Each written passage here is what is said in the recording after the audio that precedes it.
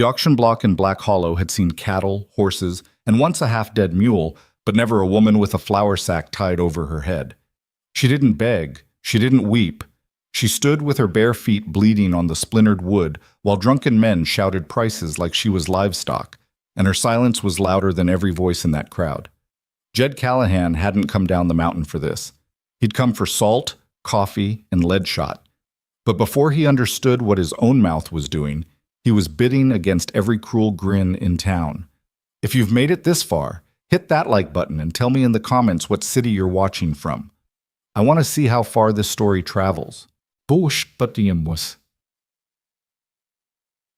wind that came down off the Bitterroot Range that December morning carried teeth in it. Jed Callahan rode into Black Hollow with his collar turned up and his rifle laid across the saddle horn, and he didn't look at any man twice. He never did. 6 winters alone in a one-room cabin at the head of Cold Fork Creek had taught him that a man who looked too long at strangers tended to find trouble he hadn't asked for. He was 38 years old and looked closer to 50. The cold had taken pieces out of him over the years. A notch in his left ear from frostbite, a stiffness in the shoulder where a black bear had laid him open back in '74, a permanent squint from staring across snowfields without goggles. His beard was the color of wet bark, shot through with gray that hadn't been there 2 years ago. He carried himself the way men do when they've stopped expecting anything good from the world and have made peace with the arrangement. He tied the roan mare outside Wheeler's Mercantile and dropped a coin in the boy's palm for watching her. The boy, maybe 9, with snot frozen to his upper lip, didn't say thank you. Jed didn't expect him to. "Big crowd today," Jed said, more to make conversation than because he cared. The boy spat into the slush. "Auction." "What are they selling?" The boy looked at him like he'd asked what color the sky was. "Same as last time. The Granger girl." Jed paused with his hand on the door of the Mercantile. He didn't know any Granger girl. He didn't know much of anybody in Black Hollow because Black Hollow was a town that drew the wrong kind of men, and Jed Callahan had quit drawing his colt for the wrong kind of men a long time ago. "What'd she do?" The boy shrugged. "Owes money, I reckon. Or her daddy did. Don't matter. Mr. Granger's the one collecting." That name meant something even up on the mountain. Silas Granger ran the biggest cattle operation in the valley, and what he didn't own outright he owned through paper, debt, and the kind of judges who wore his money under their robes. Jed had heard stories. He'd never wanted to confirm any of them. He went inside the Mercantile. Wheeler nodded from behind the counter. Wheeler was one of the few men in town Jed didn't actively dislike. And Jed started his list. 20 pounds of salt, coffee, a tin of it, the good kind from Brazil if Wheeler had any, lead shot, 2 boxes, flour, beans, a slab of bacon thick as a man's wrist, lamp oil, a new whetstone since his old one had cracked in the cold last week. The total came to $31 and change, and Jed had $42 folded inside his coat. That $42 had to last him until April. "Heard there's an auction outside," Jed said as Wheeler tallied. Wheeler's pencil stopped moving. He was a small man with rheumy eyes and a habit of looking past whoever he was talking to. "Best not to ask about that, Jed." "I ain't asking. I'm commenting." "Then keep on commenting elsewhere." Jed paid in silver. He took his goods out and packed them into the saddlebag, slow and careful, the way he did everything, and he tried not to look at the platform that had been thrown together in the middle of the street. It was easy to ignore the platform. It was harder to ignore the laughter. Men were laughing the way they only laugh when they've decided someone else isn't a person. There were maybe 40 of them gathered, some on horseback, most on foot, passing a bottle and shouting things up at the woman on the boards. She stood barefoot in the snow with her wrists tied in front of her and a coarse flour sack pulled down over her head. Somebody had written the word "diet" on the sack with a piece of charcoal. Her dress had been gray once. Now it was the color of dishwater and torn at one shoulder. Jed tightened the cinch on the roan. He didn't look at her. He told himself he didn't look at her. $2, a man near the front yelled. $2 for a turn under that hood.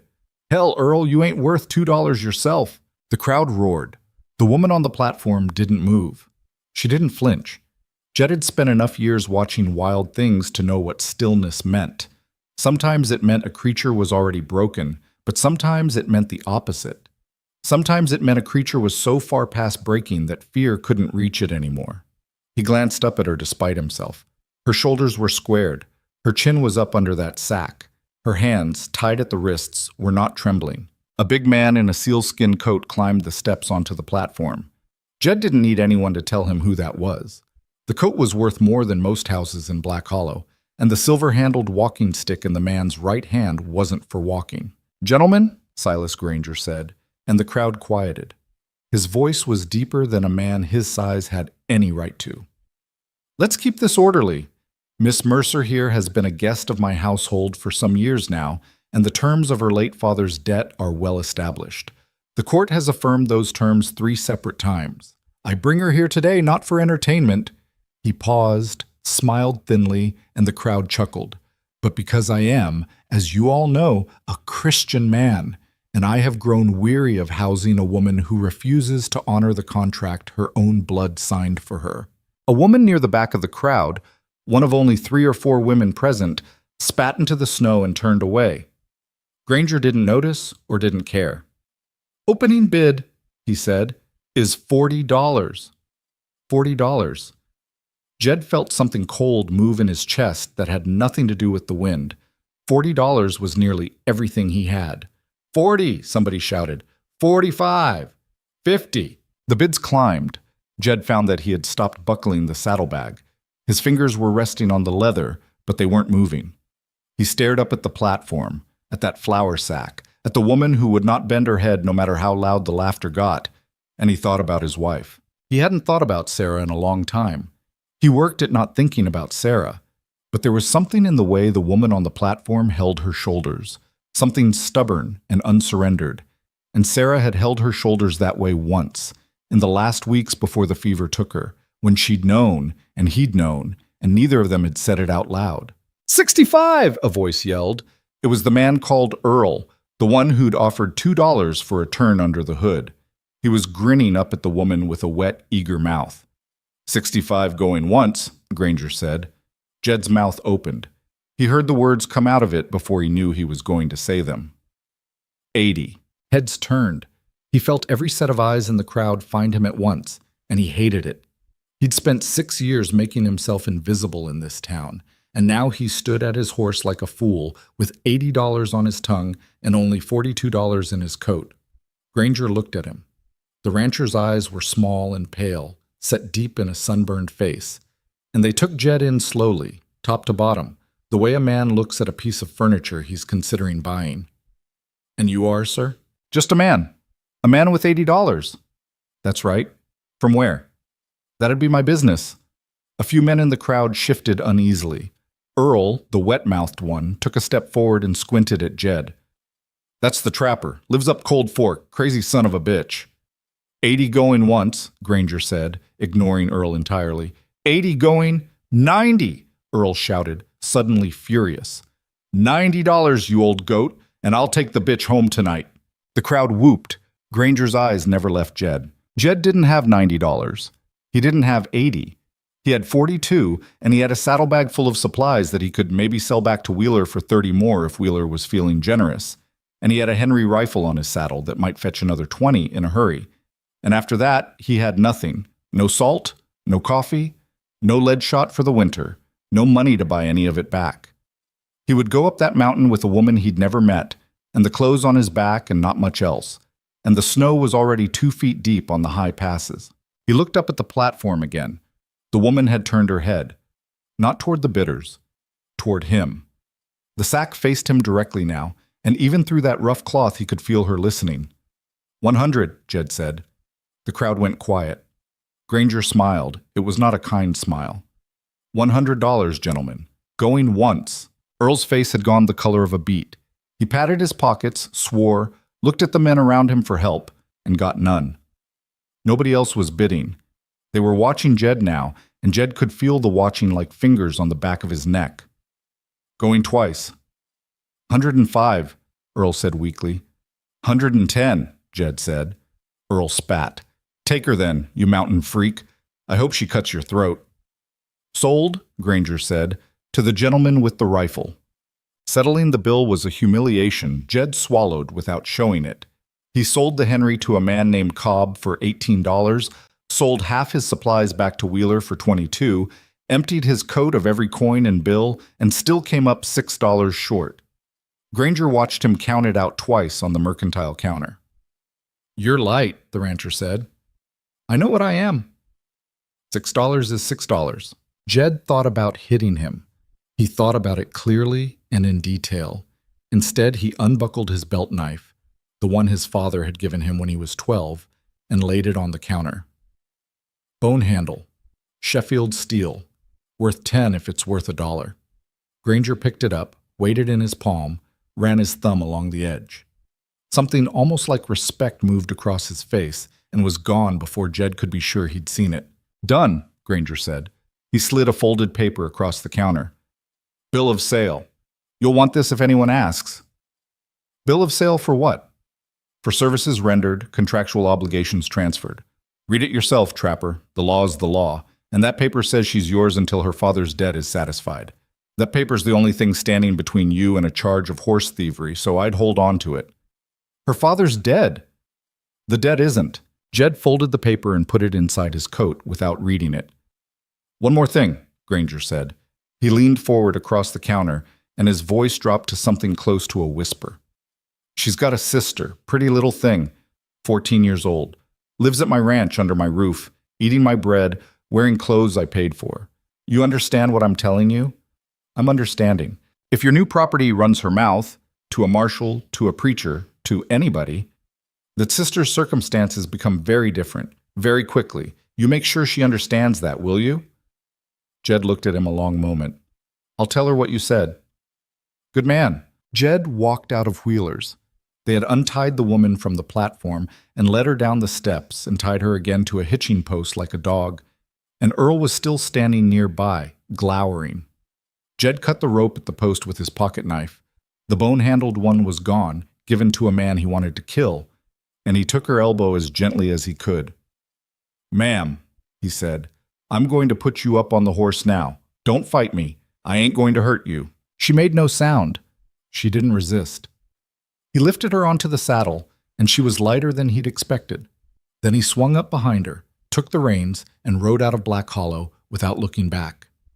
They were 3 miles out of town before he spoke again. "I'm going to take that sack off you when we get clear of the timberline. There's still folks on this road who might come up behind us, and I don't want anybody seeing your face until I know what I'm dealing with. You understand?" She nodded once, the first movement she'd made on her own. "You hurt anywhere?" She shook her head. He didn't believe her. "There's water in the canteen at your hip. Tip your head back and I'll lift the bottom of the sack." She didn't move for a long moment. Then she nodded again. He uncorked the canteen, slid the cloth up just enough to expose her chin and mouth. Only her mouth. He kept his eyes off the rest of her face and let her drink. Her lips were cracked.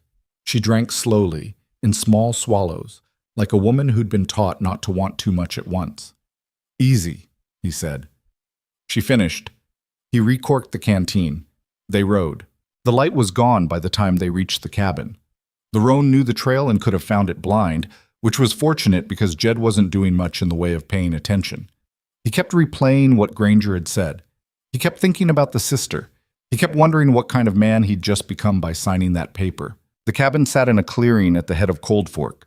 He'd built it himself, the year after Sarah died, board by board, and it was small and tight and ugly and his.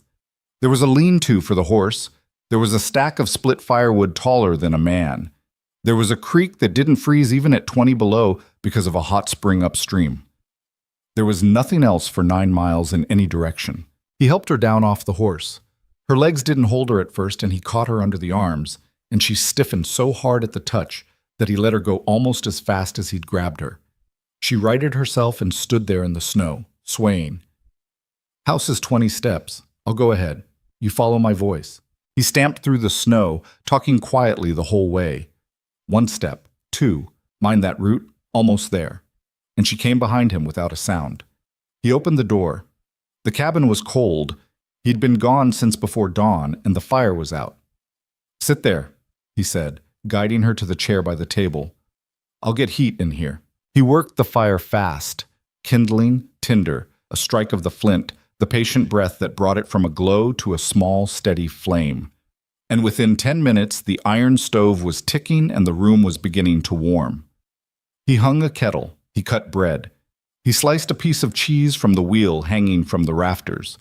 He did all of it without looking at her, because he didn't know what was under that sack, and he wanted her to have a moment, at least one moment, to be a person in a room and not a thing on a platform. When the kettle whistled, he made coffee. He set the cup in front of her and stepped back. "Ma'am," he said, "I'm going to untie your hands now, and then I'm going to take the sack off, that's all. There's nothing else going to happen tonight, or any night, that you don't choose. You hear me?" A small nod under the cloth. He cut the cord at her wrists. They were raw and the skin had broken in places. He winced. Then he lifted the sack off her head. She had black hair, matted and dirty. Her face was thin, sharp at the cheekbones, sunburned across the nose. A scar ran from the corner of her left eyebrow down across the bridge of her nose and ended at the right cheekbone. Old, white, well-healed. Another scar, smaller, curved beneath her jaw, and her eyes. He didn't mean to stare. He stared anyway. One eye was a pale, almost colorless gray, like river ice. The other was the deep brown of wet earth. They were the strangest, steadiest, most unflinching eyes he had ever seen on a living face. She looked back at him without blinking. Not afraid, not grateful, just looking. The way a wolf looks at a man it hasn't decided about yet. "My name's Jed Callahan." She said nothing. "This is my house. You're safe here tonight. There's a bed in the corner. It's mine, but you're going to take it. I'll sleep on the floor by the stove. In the morning we can talk about what comes next. Or we don't talk. Whichever you prefer." She still said nothing. She picked up the coffee cup with both raw hands and drank. He sat down across from her. "You want some bread?" She nodded. He passed her bread and cheese. She ate slowly, the way she'd drunk the water, in small, disciplined bites. He could tell she wanted to eat faster. He could tell she wouldn't let herself. "Granger said you had a sister." The cup stopped halfway to her mouth. She set it down very carefully. "He told me to tell you," Jed went on, "that if you talk to a marshal or a preacher or anybody about anything, your sister's circumstances would change." Those were his words. Her good hand, the right one, the one with the brown eye watching over it, closed slowly into a fist on the table. The knuckles whitened. "That's the first thing I'm telling you," Jed said, "because it didn't seem right to wait. The second thing I'm telling you is that I don't work for Silas Granger. I don't owe him anything. I bought a paper this afternoon because I didn't know what else to do, and I don't know what that paper means, and I don't much care. As far as I'm concerned, you're not a debt, and you're not a property, and you're not mine. You're a person who's in my house tonight because outside this house, there's 3 feet of snow and 40 miles of wilderness, and tomorrow we'll figure something else out if you want." She looked at him for a long time. When she finally spoke, her voice was hoarse from disuse, low and rougher than he'd expected. "You bought me. I bought a piece of paper. You paid $110 for a piece of paper. I paid $110 to get you off that platform. The paper was just what they handed me at the end." She tilted her head. The mismatched eyes narrowed. Why? He thought about that. He thought about Sarah's shoulders. He thought about his father's bone-handled knife now sitting in the pocket of a man he wanted dead. He thought about the boy outside Wheeler's with the snot frozen to his lip, saying same as last time. "I don't know," he said finally. "I've been asking myself that for the last 6 hours." She didn't smile, but something at the corner of her mouth almost moved. "What's your name?" he asked. "Raven Mercer." "Raven, that's what I said. Pretty name." "My mother gave it to me. She's dead." "My wife's dead too." She nodded, like that was useful information, like she was filing it. "Mr. Callahan," she said.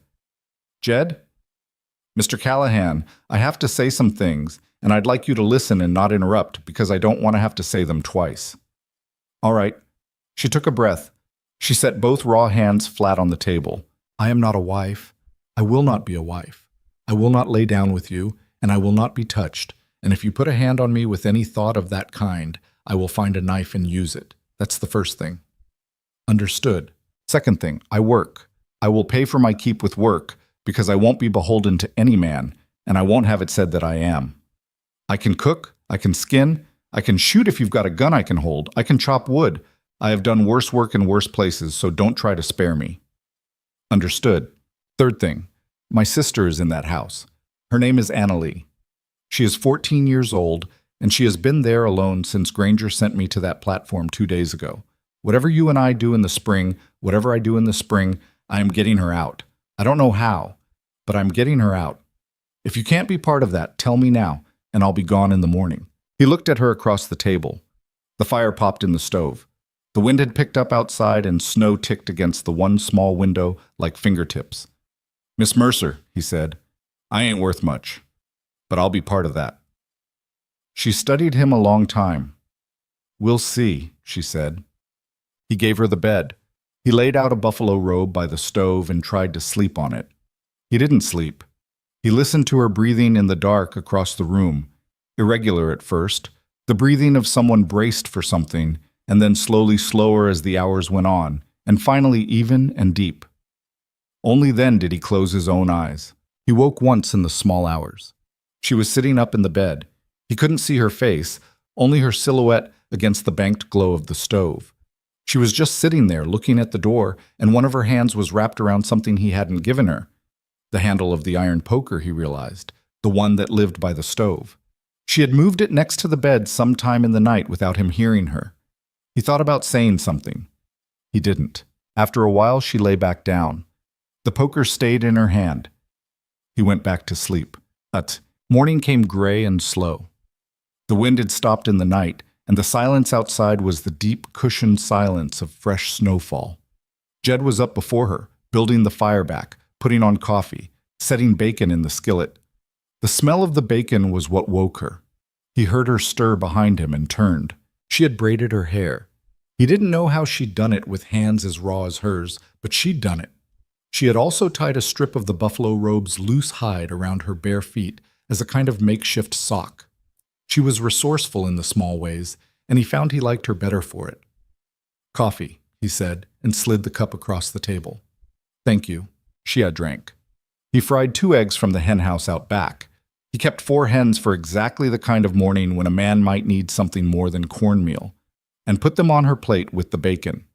She looked at the eggs for a long moment. This is too much.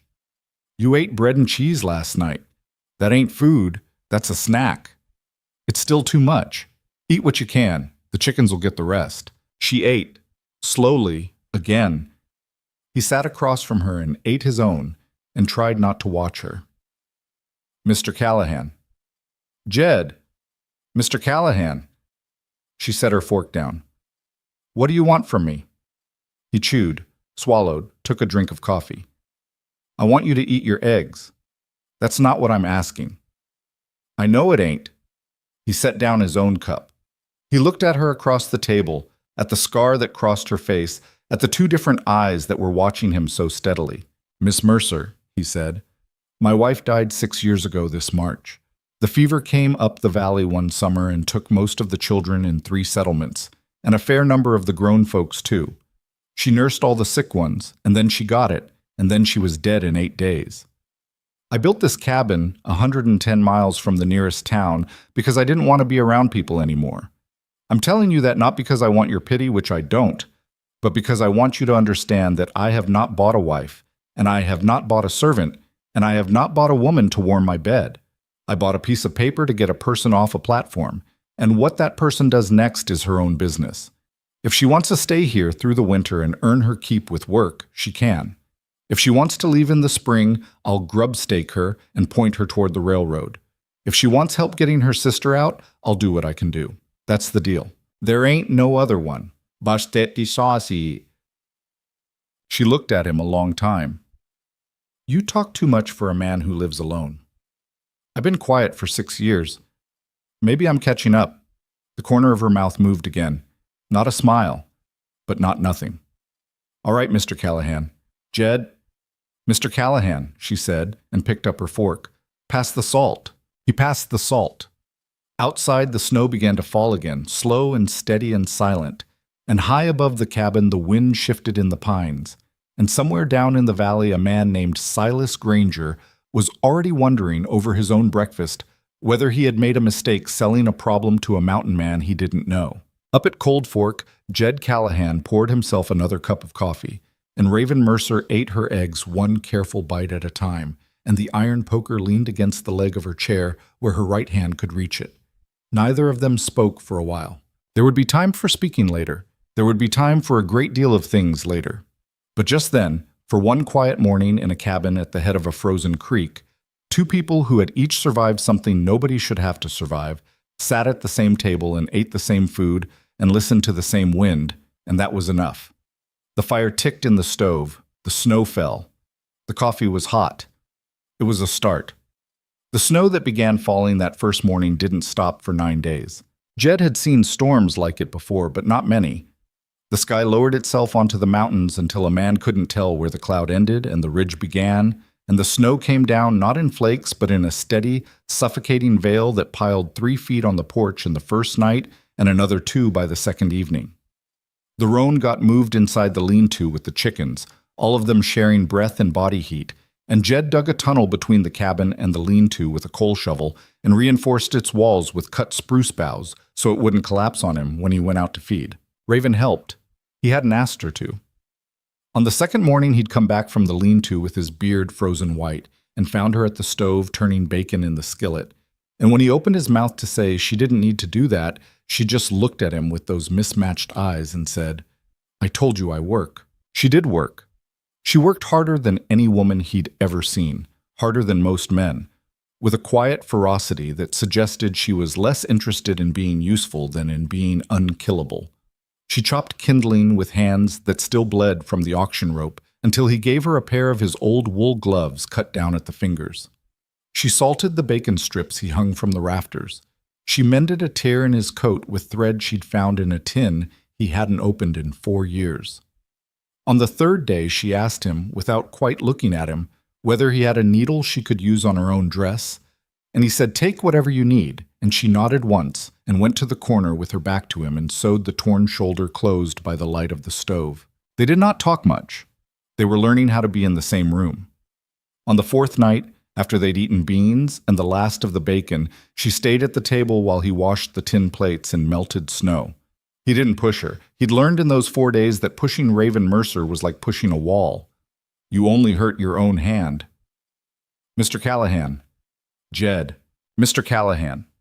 She said it the same way every time, and he was beginning to understand that it was less a refusal of his first name than a fence she was keeping up around herself. He let her keep it. "Yes, ma'am."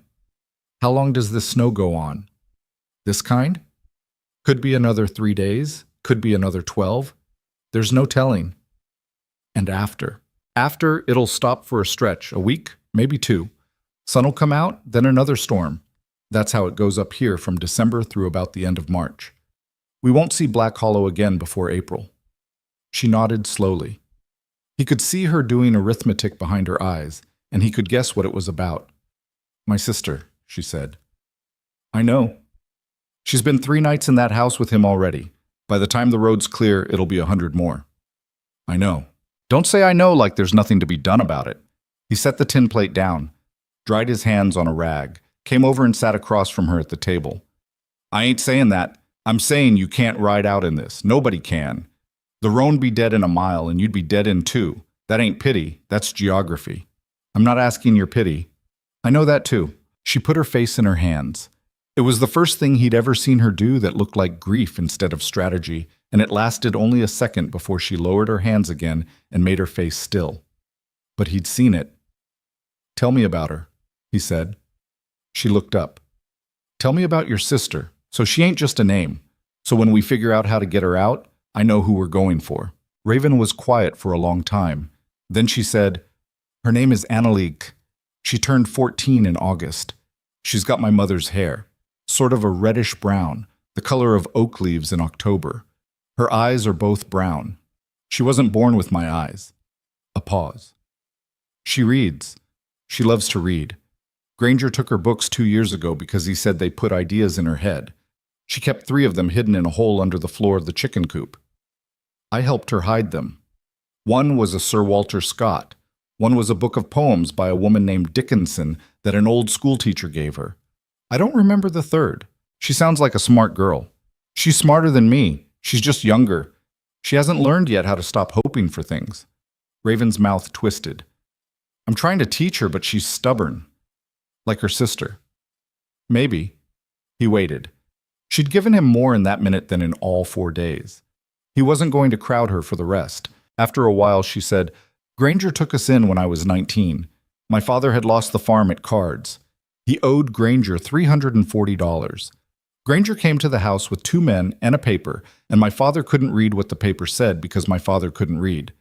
He made his mark on it. Then he put a pistol in his mouth that night, out behind the barn. She said it flat, the way a person reads a list. Analia was 8 years old. She didn't see it, but she heard it. Granger took us back to the ranch the next morning. He said we'd work off the debt. He said it would be a year, maybe 2. How long ago was that? 7 years? He didn't say anything. There wasn't anything to say. He didn't touch Annalie, Raven said. Not yet. I made sure of that. I made it understood between us. He could do what he wanted with me, but he had to leave her alone. And as long as that bargain held, I would not run. I would not speak. I would not write a letter. I would not so much as look toward the road. She stopped. She breathed in once, slowly. 2 months ago I broke the bargain. How? He had a man working for him, a foreman named Lyle Pemberton. Lyle had been at the ranch since before us, and he was a mean man, but a quiet one. 2 months ago I came out of the smokehouse and Lyle had Annalie against the wall of the barn, and his hand was where it should not have been, and she was crying and not making a sound because she had learned not to make a sound. I picked up a brick and I broke his head with it. He didn't die, but he won't see right out of one eye again, and he won't speak plain, and I think his arm doesn't work. Good. She looked up sharply. He met her gaze. I meant what I said. Good. He had it coming. Granger didn't see it that way. He had me locked in the root cellar for 3 weeks. Then he had a judge draw up paper that called me a fugitive in default of my contract. Then he had the auction. He said he was tired of feeding a snake. And your sister? He moved her into the main house, said she'd be safer there, said he'd be personally responsible for her. The way she said the words personally responsible made the muscle in Jed's jaw flex. He had to remind himself deliberately to unclench his teeth. How old did you say she was? 14. In August? All right. He stood up. He walked to the stove. He laid in another piece of wood, more roughly than he needed to. He stood with his back to her for a moment because he didn't trust what his face was doing. Mr. Callahan. I'm listening. You said you'd be part of getting her out. I did say that. I'm telling you what you'd be part of. He's got 11 men on that ranch. He's got the sheriff of Cooper County and at least 2 judges in his pocket. He's got money that buys him favors I can't even count. And he has a paper that says I'm his and a paper that says she's his ward, and if either of us shows our face within 100 miles of him with anything less than a small army, he will hang us both legal and never lose a night of sleep. All right. All right? He turned around. It ain't gonna be easy. I know that. You know that. But there's 2 months between now and a thaw, and 2 months is a long time to think on a problem. We're going to think on it every day. We're going to figure out which men of his can be turned, which can be bought, which need killing. We're going to figure out a way to your sister that don't run her through the main gate. And if it comes to it, Miss Mercer, we're going to do whatever has to be done. I ain't a brave man, and I ain't a clever man, but I've been alone in this country a long time, and I know things about it that Silas Granger don't. That's a start. She looked at him. Why are you doing this? I told you. I don't know. That's not an answer. It's the truest one I got. She kept looking at him. He let her. After a while, she said, Sit down, Mr. Callahan. He sat. My father, she said. I told you about him losing the farm and putting the pistol in his mouth. I told you he couldn't read. What I didn't tell you was that he was a kind man. He was a weak man and a stupid man, and a man who could not stop chasing a card he had no business chasing, but he was kind. He used to braid Annalie's hair every morning because our mother was dead and there was no one else to do it. He was bad at it. The braids were always crooked and they always fell out by noon, but he sat on the porch and did it every morning. even on the days he had no money for breakfast. She stopped. I tell you this because I want you to know that I have known one kind man in my life. Just the one. And I know what it looks like, and I know it doesn't last because the world chews up the kind ones first and spits them out and laughs. I ain't kind. I know you ain't. Good. She almost smiled then. It was the closest thing he'd seen. But you might be the second. He didn't know what to say to that, so he said nothing. He got up and poured them both more coffee. They drank it without talking. Outside, the wind shifted and threw a fistful of snow against the window, and the cabin creaked the way it did in deep cold, and somewhere in the lean-to one of the chickens muttered to itself. Later, when she had gone to bed, he sat by the stove for a long time with the bill of sale unfolded on his knee. He had not read it before. He read it now, slow, his lips moving on the harder words. Whereas the undersigned Magnus Mercer did on the 17th day of April in the year 1876, enter into a contract of bonded service binding his daughter Raven Mercer and in lien his minor daughter Annalie Mercer to the household of Silas P. Granger of Cooper County in remittance of debts owed in the sum of $340, said service to continue until such time as labor or productive effort shall equal said debt with reasonable interest. It went on. 3 pages of it. Witnesses, judges. A county seal stamped in red wax. By the end he understood 2 things. First, that no honest court in any honest state would have ever let such a paper stand for 10 minutes. Second, that the courts in Cooper County were not honest, and the paper was, in their eyes, as good as a deed to a horse. He folded the paper back up. He put it inside the tin where he kept his important things. Sarah's hair, his mother's locket, the marriage certificate. He didn't think about why he was putting it there. He just put it there. The next morning, the snow eased a little. By afternoon, a thin gray sun was pushing through the clouds, and by evening, Jed could see 3 peaks across the valley that he hadn't seen in a week. The temperature dropped 20 degrees with the clearing, the way it always did, and the trees outside cracked and groaned in the cold like old men in their sleep. Raven came outside with him to chop wood. He told her not to, and she told him to mind his business, and he stopped telling her not to. She was a good axe, better than he'd expected, small but accurate, a clean splitter, no wasted swings. She worked until her breath came in short white plumes and her cheeks were red, and the pile of split logs by the porch had doubled. That night they ate elk stew. He'd shot the elk in November and it was hanging frozen in the meat shed, and he'd cut a hindquarter down with the saw that morning. The stew was thick with potatoes and onions from the root cellar and turnips that had gone a little soft but were still good. Raven ate 2 bowls. You shot this? I shot it, tracked it 3 days first. It was a good bull. Where? Up past the saddle, that draw with the dead pines. You can see it from the porch on a clear day. Could you teach me to shoot? He looked up from his bowl. You said you could shoot. I said I could if you've got a gun I can hold. I didn't say I could shoot. I fired a shotgun twice when I was 15. I missed both times. I don't want to miss when it matters. All right. Tomorrow? Tomorrow. If the weather holds. It held. The next morning was clear and bone cold, 12 below by the porch thermometer, and Jed packed snow into a bank 30 paces from the cabin and set up 4 tin cans on it. He brought out the spare rifle, a Sharp's carbine he kept for emergencies since he'd sold the Henry, and a box of cartridges he could scarcely afford to spare. He showed her how to load. He showed her how to hold the stock to her shoulder. He showed her how to breathe, how to squeeze instead of pull, how to ride the recoil instead of fight it. She missed the first 3 shots. On the 4th, she clipped the edge of a can. On the 7th, she sent one tumbling.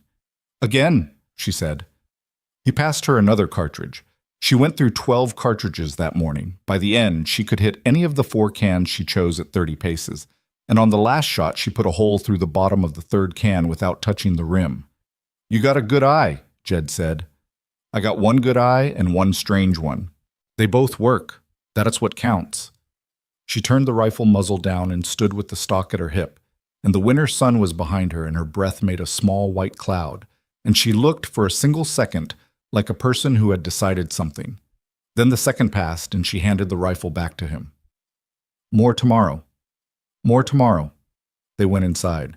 And over the next 2 weeks, she shot every morning the weather allowed. He moved the cans back to 40 paces, then 50, then 60. She kept hitting them. When the cans got too far for the carbine, he brought out his big rifle, the Remington rolling block, and showed her how to use the rear ladder sight. She missed the first dozen shots with the Remington and broke a tooth on her lip biting down on her own frustration. And Jed pretended not to notice the blood and just handed her another round. On the 14th day, she put 3 shots in succession into a coffee can at 120 paces. She lowered the rifle. She didn't smile, but she turned her head and looked at him, and her 2 strange eyes had something in them that hadn't been there before. Not happiness, but something like the absence of a weight. "I won't miss," she said. "No," he said. "I don't reckon you will." That night she told him more. She told him in pieces, the way a person empties out a pack one item at a time. She told him about the foreman Lyle Pemberton, and about the bunkhouse with 11 cots, and about which of Granger's men were married, and which had families they sent money to, and which had no one, and would die for the rancher because they had nothing else. She told him about the back gate of the ranch, and the dry wash that ran behind the smokehouse, and the place where the wire fence had been mended so many times it could be cut with a pocket knife in under a minute. She told him about a Mexican cook named Esperanza, who had been at the ranch 15 years, and who hated Granger with a hatred so silent and so total that Raven thought, if approached right, the woman might help them. Jed listened. He drew a map on the back of an old flour sack with a piece of charcoal from the stove. Raven corrected him 3 times. "No, the bunkhouse is closer to the corral than that, and the well is on the south side, not the west." And by the end of the night, they had a rough plan of the Granger ranch, and a rough plan of how a small, careful party might get to a 14-year-old girl inside it, and a longer list of what could go wrong than what could go right. They were going to need help. They both knew that. "There's a man," Jed said. "Lives up the next valley over. Name's Hollis Boone. Used to ride for the army down in the territory, and he came up here 20 years ago to get away from it. He owes me. I pulled him out of a creek once when his leg was broke. He's got a brother named Mose, and Mose lives with him, and Mose is touched. He don't talk much, but he can shoot. He can shoot better than me, and that's saying something. Can they be trusted? I trust Hollis with my life. Mose'll do whatever Hollis says. 2 more guns. 2 more guns. There's others I could talk to. Old Russ Hennig, over by the falls. The Pell brothers, if they ain't drunk that week. Cyrus Wainwright, if I can find him. How many can we get?" He thought. He counted on his fingers under the table where she couldn't see, partly because the count was small, and partly because the count was uncertain. 6. Maybe 7 if I'm lucky. 8 if I am very lucky. Against 11 of his men, the sheriff, 2 judges, and however many he can pull from town in a hurry. That's about the size of it. She was quiet. "Mr. Callahan." "Jed." "Mr. Callahan, if I asked you to walk away from this, to keep your supplies and your cabin and your life, and let me ride out in the spring on my own and take my chances, would you do it?" He looked at her across the table. The lamp was low. Her face was half in shadow, and the brown eye was the one he could see. And it was steady. "You ain't asking me that. I'm asking you that." "No, you ain't. You're asking me whether I'd refuse if you did. That's a different question." The corner of her mouth moved. "All right, would you?" "Yes." "Why?" "Because you'd die. And then I'd have to live the rest of my life knowing I let you. And I'm already living with one of those, and I ain't strong enough for 2. She nodded slowly. She did not ask who the first one was. He was grateful to her for not asking. She got up. She came around the table. She did not touch him. She had been clear about that, and she meant it, and he understood. But she stood beside his chair for a moment, close enough that he could feel the heat coming off her, and she put her hand flat on the table beside his hand. Not on top of it, beside it. The 2 hands an inch apart on the rough plank wood. "Mr. Callahan." "Jed." "Mr. Callahan, thank you." She walked back to the bed. She lay down. The iron poker, which she had not slept without since the first night, slid into its place by her right hand. Jed sat at the table a long time with his hand exactly where she'd left it, an inch from where hers had been, and watched the lamp burn low. Outside, far down the valley, a wolf called once and was answered by another, and then a third. And after that there was just the wind and the cold and the slow, settled silence of a mountain in the middle of a long, long winter. Somewhere down in Cooper County, in a big house with 17 rooms and a brass weather vane shaped like a running horse, Silas Granger was eating venison and drinking French wine and not thinking about a trapper at all. He had sold a problem. He had banked $110. The matter was, in his mind, closed. He was going to be wrong about that. He was going to be very, very wrong. But the snow on the high passes was still 6 feet deep, and the road from Cold Fork to Cooper County ran 60 miles through country no man could cross in winter. And so for now, for a few more weeks, the matter held its breath and waited. Inside the cabin, the lamp guttered. Jed reached up and turned it out. The stove glowed orange in the dark. Across the room, Raven Mercer's breathing slowed into the deep, even rhythm of someone who had finally, for the first time in 7 years, decided to sleep without one ear open. He listened to it for a while. Then he closed his eyes. The wolves quieted before dawn, the way they always did, and when Jed opened his eyes, the cabin was cold, but the stove still held a red heart in its belly, and Raven was already up. He could hear her moving in the lean-to, talking softly to the roan. He had not known until that morning that she talked to the horse. She did it in a low murmur he couldn't make out through the wall, but he could hear the rhythm of it, the way a person talks to an animal they've decided to trust.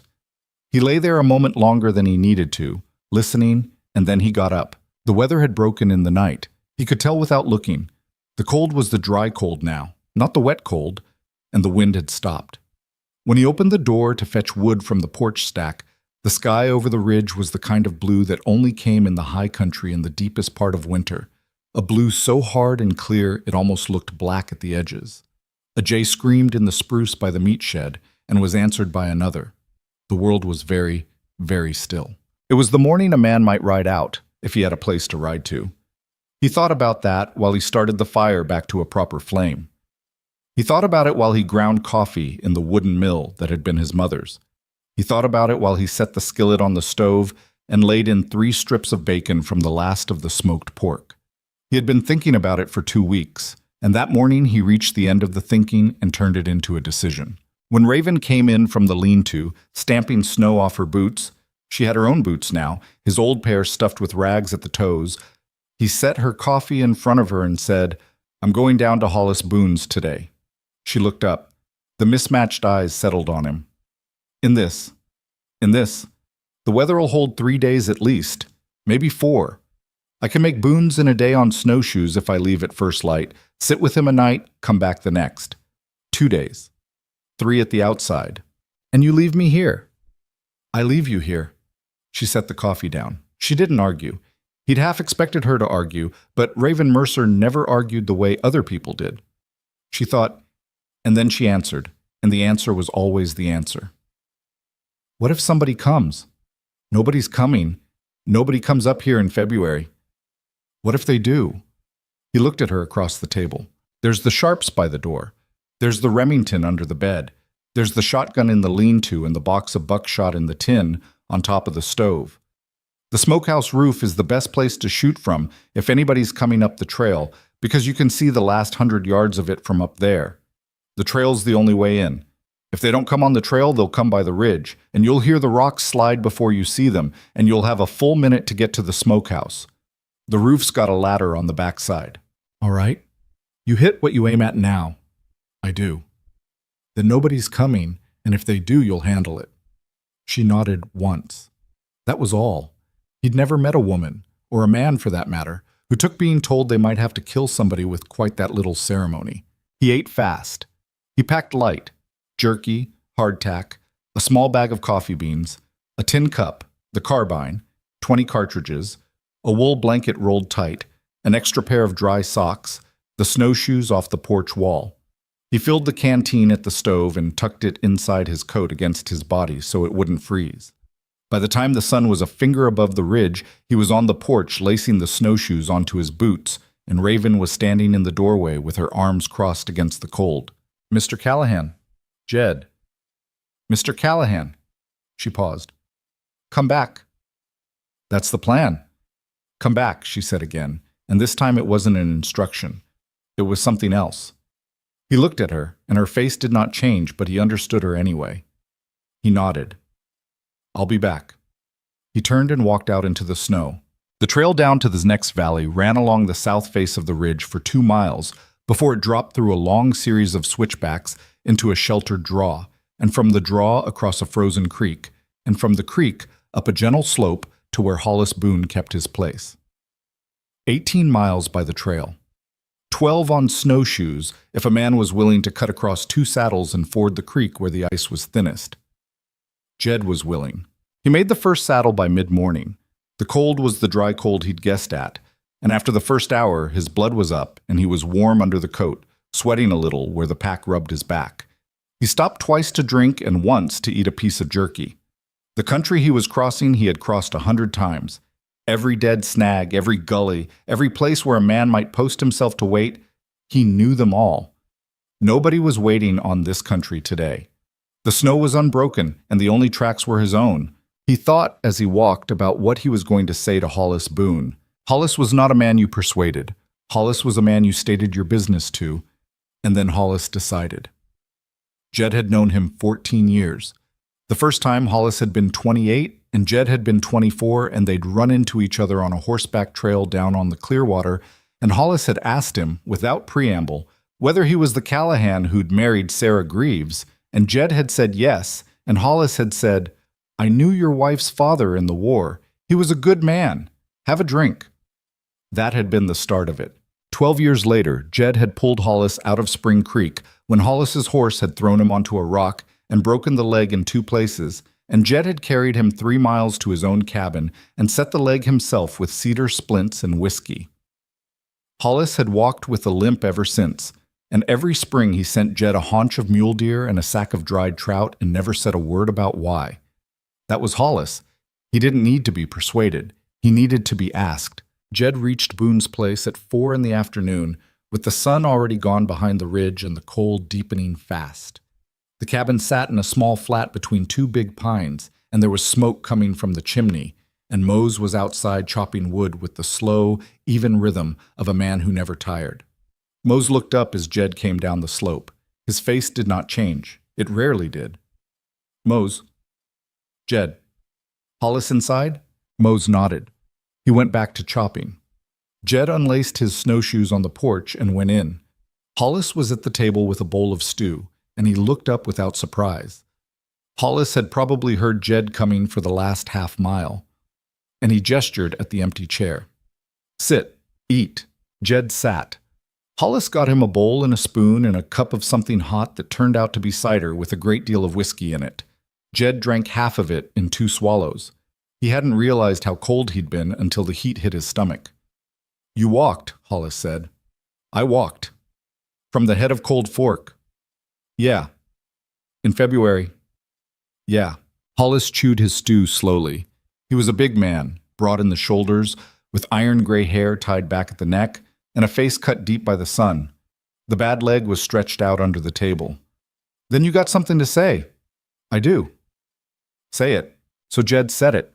He told Hollis about the auction in Black Hollow, about the woman on the platform with the sack over her head, about the $110 and the bone-handled knife, about the storm and the cabin and Raven Mercer and the sister named Annalee, about Silas Granger and the foreman with the broken head and the 11 men on the ranch and the sheriff in Granger's pocket, about the paper Jed had signed and the paper Jed had refused, in his own head, to believe in, about what they were planning to do when the thaw came. Hollis didn't interrupt. He ate his stew. When Jed was done, Hollis set the spoon down and wiped his mouth with the back of his hand. "How many men you got?" "You'd make 3. Mose 4. "Who else you asking?" "Old Russ Hennig, the Pell brothers. Cyrus Wainwright if I can find him." "Wainwright's dead." Jed looked at him.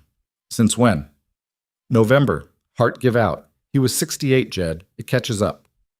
"All right. The Pells are drunks. They'll come if they're sober that week.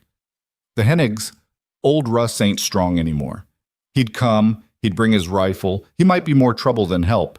You'd want him at distance, long shots only." "All right." Hollis was quiet a while. "You want my brother in this?" "I'm asking, Hollis. I ain't telling." "Mose'll do what I tell him?" "That's what worries me." Hollis looked at him then. The 2 men's eyes held for a long moment. "You're saying I shouldn't tell him." "I'm saying it ought to be his choice. He don't always understand the stakes, Hollis. I know him. I love him like he was my own kin. But this ain't trapping a bobcat. This is going against a man who can hang us all and call it justice. I want Mose if Mose wants in. I don't want him just because you told him to come." Hollis was quiet a long time after that. He poured Jed another cup of the cider whiskey and poured one for himself. He drank half of it and stared at the stove. Then he said, "I'll talk to him." "All right. He'll come. I'm telling you so you know. He'll come because he's a better man than I am, my brother. He'll come because he heard me talk about your wife in '79, and he asked me 100 questions about her, and he never forgot her name. He don't forget anything. Mose don't. People think he don't understand. He understands. He just don't see the point in pretending most of the time. All right. Drink your cider." Jed drank. They sat with it. Outside, the dusk had thickened into full dark, and Mose was still out there chopping. Jed could hear the axe. And the wind had come back up, small and cold, sifting snow against the window. "This Granger," Hollis said. "Yeah. I know a man knew him in Texas." "You never told me that. You never asked. He came out of Texas in '68 with a price on his head. Killed a man over a card game. Killed 2 more on the way north. There was a federal warrant for him in San Antonio for years. I don't know if it's still good. Probably not. He's been quiet. He's been respectable up here. But the man knew him in Texas told me Granger was the worst son of a bitch he'd ever rode with. And the man who told me that had rode with some sons of bitches. You know where I might find a record of that warrant?" "I might." "Hollis, I might. There's a man in Helena who keeps things. Federal man. I know him a little. I could write him a letter." "How long would a letter take?" 3 weeks. 4. Depends on the trains." "That's about right." "For what?" "For when I want it to come." Hollis looked at him a long moment, and then a small, slow smile moved across his face, the first smile Jed had seen on him all night. "You ain't just planning to take the girl out, are you?" "I'd like to. I'd like that to be all of it. But I've been thinking, you take the girl out, you got Granger after you the rest of your life. You got the law on you. You got dogs and riders and judges, and even if you get away clean for a year, 2 years, 10, he finds you. He's got the money to find you. He'll never stop. So I think the only way out is through him. The only way Raven Mercer and her sister live is if Silas Granger doesn't, either dead or in a federal cell. Either way ends with him out of the picture. You ever killed a man, Jed? You know I ain't. I have. I know. It don't sit easy after, even when the man had it coming. I know that too. Hollis nodded. He drained his cup. Write your letter, Jed said. Tell your friend I'll pay for the trouble. I got money coming in the spring when I sell the fur. He won't take your money. He owes me a favor older than you are. All right. And Jed. Yeah. When the thaw comes, you send word. I'll have Mose, I'll have my horse, I'll have a Spencer carbine, and 100 rounds. Anything else you want me to bring, you tell me now. Bring a saw, and a coil of good rope, and a tin of axle grease. Axle grease. I'll explain when I see you. All right. They went to sleep early. Mose came in finally and ate his stew without speaking and went to bed in the loft. Jed slept by Hollis's stove on a buffalo robe. He slept well. The walk had taken it out of him, and he was up at gray light, eating the rest of the stew cold, lacing his snowshoes back on while Hollis stood in the doorway with his bad leg propping the jamb. 2 days back, Hollis said. Maybe 1 if the weather holds. 1 if I'm lucky. Tell the woman she's got friends down here she ain't met yet. I'll tell her. He walked. The way home was harder than the way out, because his legs were stiff and the snow had wind-crusted in the night, and his snowshoes broke through it instead of riding on top. He made the saddle by noon and the second saddle by 3. By the time he came down into the long meadow that fed Cold Fork, the sun was almost gone, and the cold was the deep cold again, and he was moving slower than he wanted to. He came around the last bend of the trail at full dark. He saw the cabin in the moonlight. He saw the smoke from the chimney. He saw the lean-to and the meat shed and the woodpile. And he saw in the snow in front of the porch the tracks of 4 horses he had not made. He stopped. He went down on one knee behind a deadfall and watched. The cabin was lit from inside. Lamplight, not just stove light. And through the small window he could see the shadow of a man moving. Then a second. Then the shadows shifted and he could see a man standing. A big man by the silhouette, with what looked like a rifle in his hand. He counted his cartridges in his pocket. 16 left. He had used 4 on a coyote that had crossed his trail that afternoon. More for warning than for the pelt. He thought about Raven. He couldn't see her. The shadows in the window were all men. He could not see whether she was hurt or whether she was sitting at the table with the iron poker in her hand or whether she was... The door opened. A man came out onto the porch. He held a lantern up. He turned his face into the light, and Jed saw it clearly, even at 60 yards. It was not a face he knew. A long jaw, a thick mustache, eyes set close together. The man wore a heavy duster and a flat-brimmed hat, and on the lapel of the duster Jed could see, even at that distance, the metal star. It wasn't a sheriff's star. It was bigger. It had the federal eagle in the middle. "Callahan!" the man shouted. "Jed Callahan, I know you're out there. I seen your tracks coming up the trail. Come on in. Nobody's going to shoot you. I'm a United States Marshal, and I got business with you." Jed did not move. The marshal, if he was a marshal, waited. After a minute, he shouted again. "Callahan, your woman in here is mighty calm, but she's got a rifle pointed at 3 of my deputies, and I'd appreciate it if you came in and told her to put it down. I'm here to talk. That's all. If I wanted to take her, I'd have took her. Come on in, man. It's cold." Jed thought about it.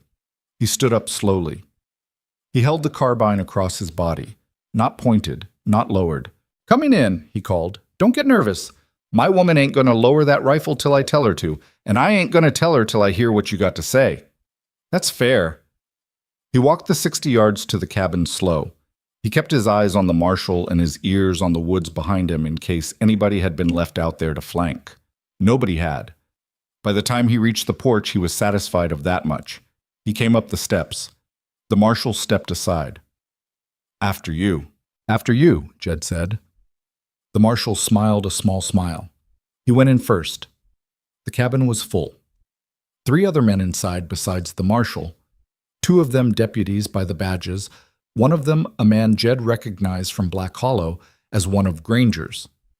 That one was sitting at the table with his hat off and his hands flat on the wood and a very unhappy expression on his face. The deputies were standing against the far wall. Raven was on the bed. She had the Remington across her knees and the muzzle pointed in the general direction of the table, not quite at any one man. Her face was set the way Jed had seen it on the auction platform. Closed, calm, not surrendered. She did not look at Jed when he came in. "Mr. Callahan," she said. "Miss Mercer. This man says he's a federal marshal." "I gathered." "This other man," she said, tilting her head at the one at the table, "is Hobie Crane. He works for Silas Granger. He has been at Granger's ranch for 9 years. He helped chain me in the root cellar in November." Hobie Crane did not look at her. "He says," Raven went on, "that he has a paper from a judge in Cooper County saying I am to be returned to Granger's custody as a fugitive in violation of my bonded service. He says the marshal here is required by federal law to enforce that paper." The marshal cleared his throat. "That's not quite right." "Then say what is right," Raven said. The marshal took off his hat. He had thinning red hair and a face that looked tired in a way that went beyond one long ride. He set the hat on the table and pulled out a folded paper of his own. "My name is Owen Trask. I'm a deputy United States Marshal out of Helena. I've been a marshal 21 years. I have, sitting in my saddlebag outside, a writ from the Cooper County District Court demanding the return of one Raven Mercer to the custody of Silas P. Granger under the terms of a contract of bonded service. That writ is, on its face, valid. It was signed by Judge Aloysius Coombs 3 weeks ago, and Judge Coombs has been on that bench 18 years. He paused. "What I'm also going to tell you, Miss Mercer, and you, Mr. Callahan, is that Judge Aloysius Coombs is a son of a bitch. He has been on Silas Granger's payroll since the day he took the bench. Every man in the federal service knows this, and there has been a quiet effort underway for 2 years to remove him. That effort has not yet succeeded, and so his writ stands, and I am required by law to honor it." Hobie Crane sat up a little straighter at the table. "However," Marshal Trask said. Hobie Crane sat back down. "However, I have also received in the post 3 weeks ago a letter from a man in Helena whose name I will not say in front of Mr. Crane here. That letter contained certain information about Mr. Silas Granger's history in the state of Texas. That information, if proven, would constitute a federal warrant predating any local writ in any court in Montana Territory. A federal warrant supersedes a county writ, Mr. Crane. Even Judge Coombs would have to agree, in open court, before reporters, with that point of law. Hobie Crane had gone very still. What I'm here to do, Marshal Trask said, is to take Miss Mercer into protective federal custody pending a hearing in Helena. Mr. Crane here is welcome to ride back to Cooper County and inform Mr. Granger that his property has been temporarily detained on a separate federal matter and that the writ will be honored once that matter is resolved. Or Mr. Crane is welcome to come with us, peacefully, and provide his own testimony about events at the Granger Ranch over the past 9 years. Either is acceptable to me. Either is acceptable to the United States government. The cabin was very quiet. Hobie Crane said slowly, I don't know nothing about Texas. I didn't ask you about Texas. I don't know nothing about anything. I didn't ask you about that either, Mr. Crane.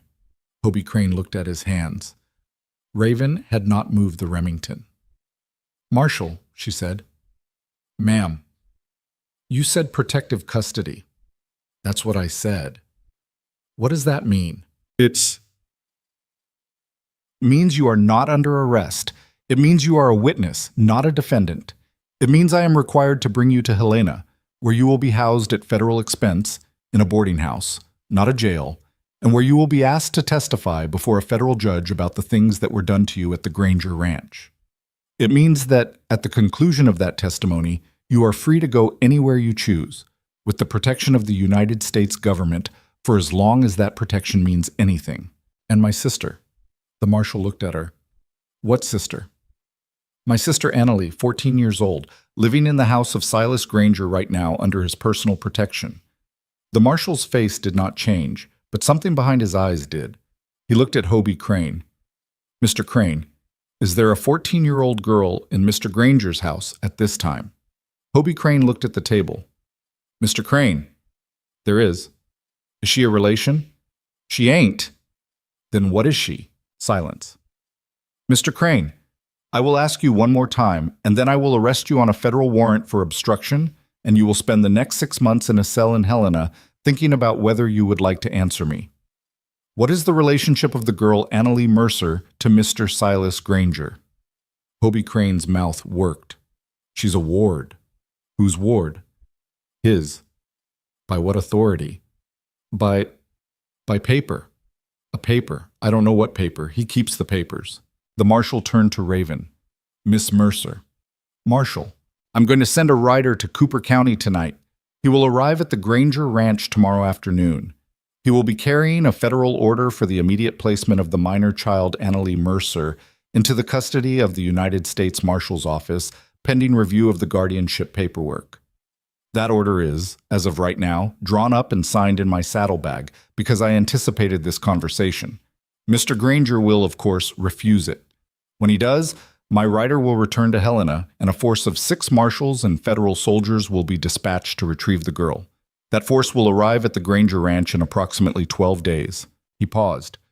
Mr. Granger will, of course, be informed by his judges and his sheriffs that this force is coming. He will, of course, attempt to remove the girl from the ranch before the force arrives, or to use her as leverage, or to dispose of the problem in some other manner. We both know this. Raven had gone pale. You're saying I have 12 days.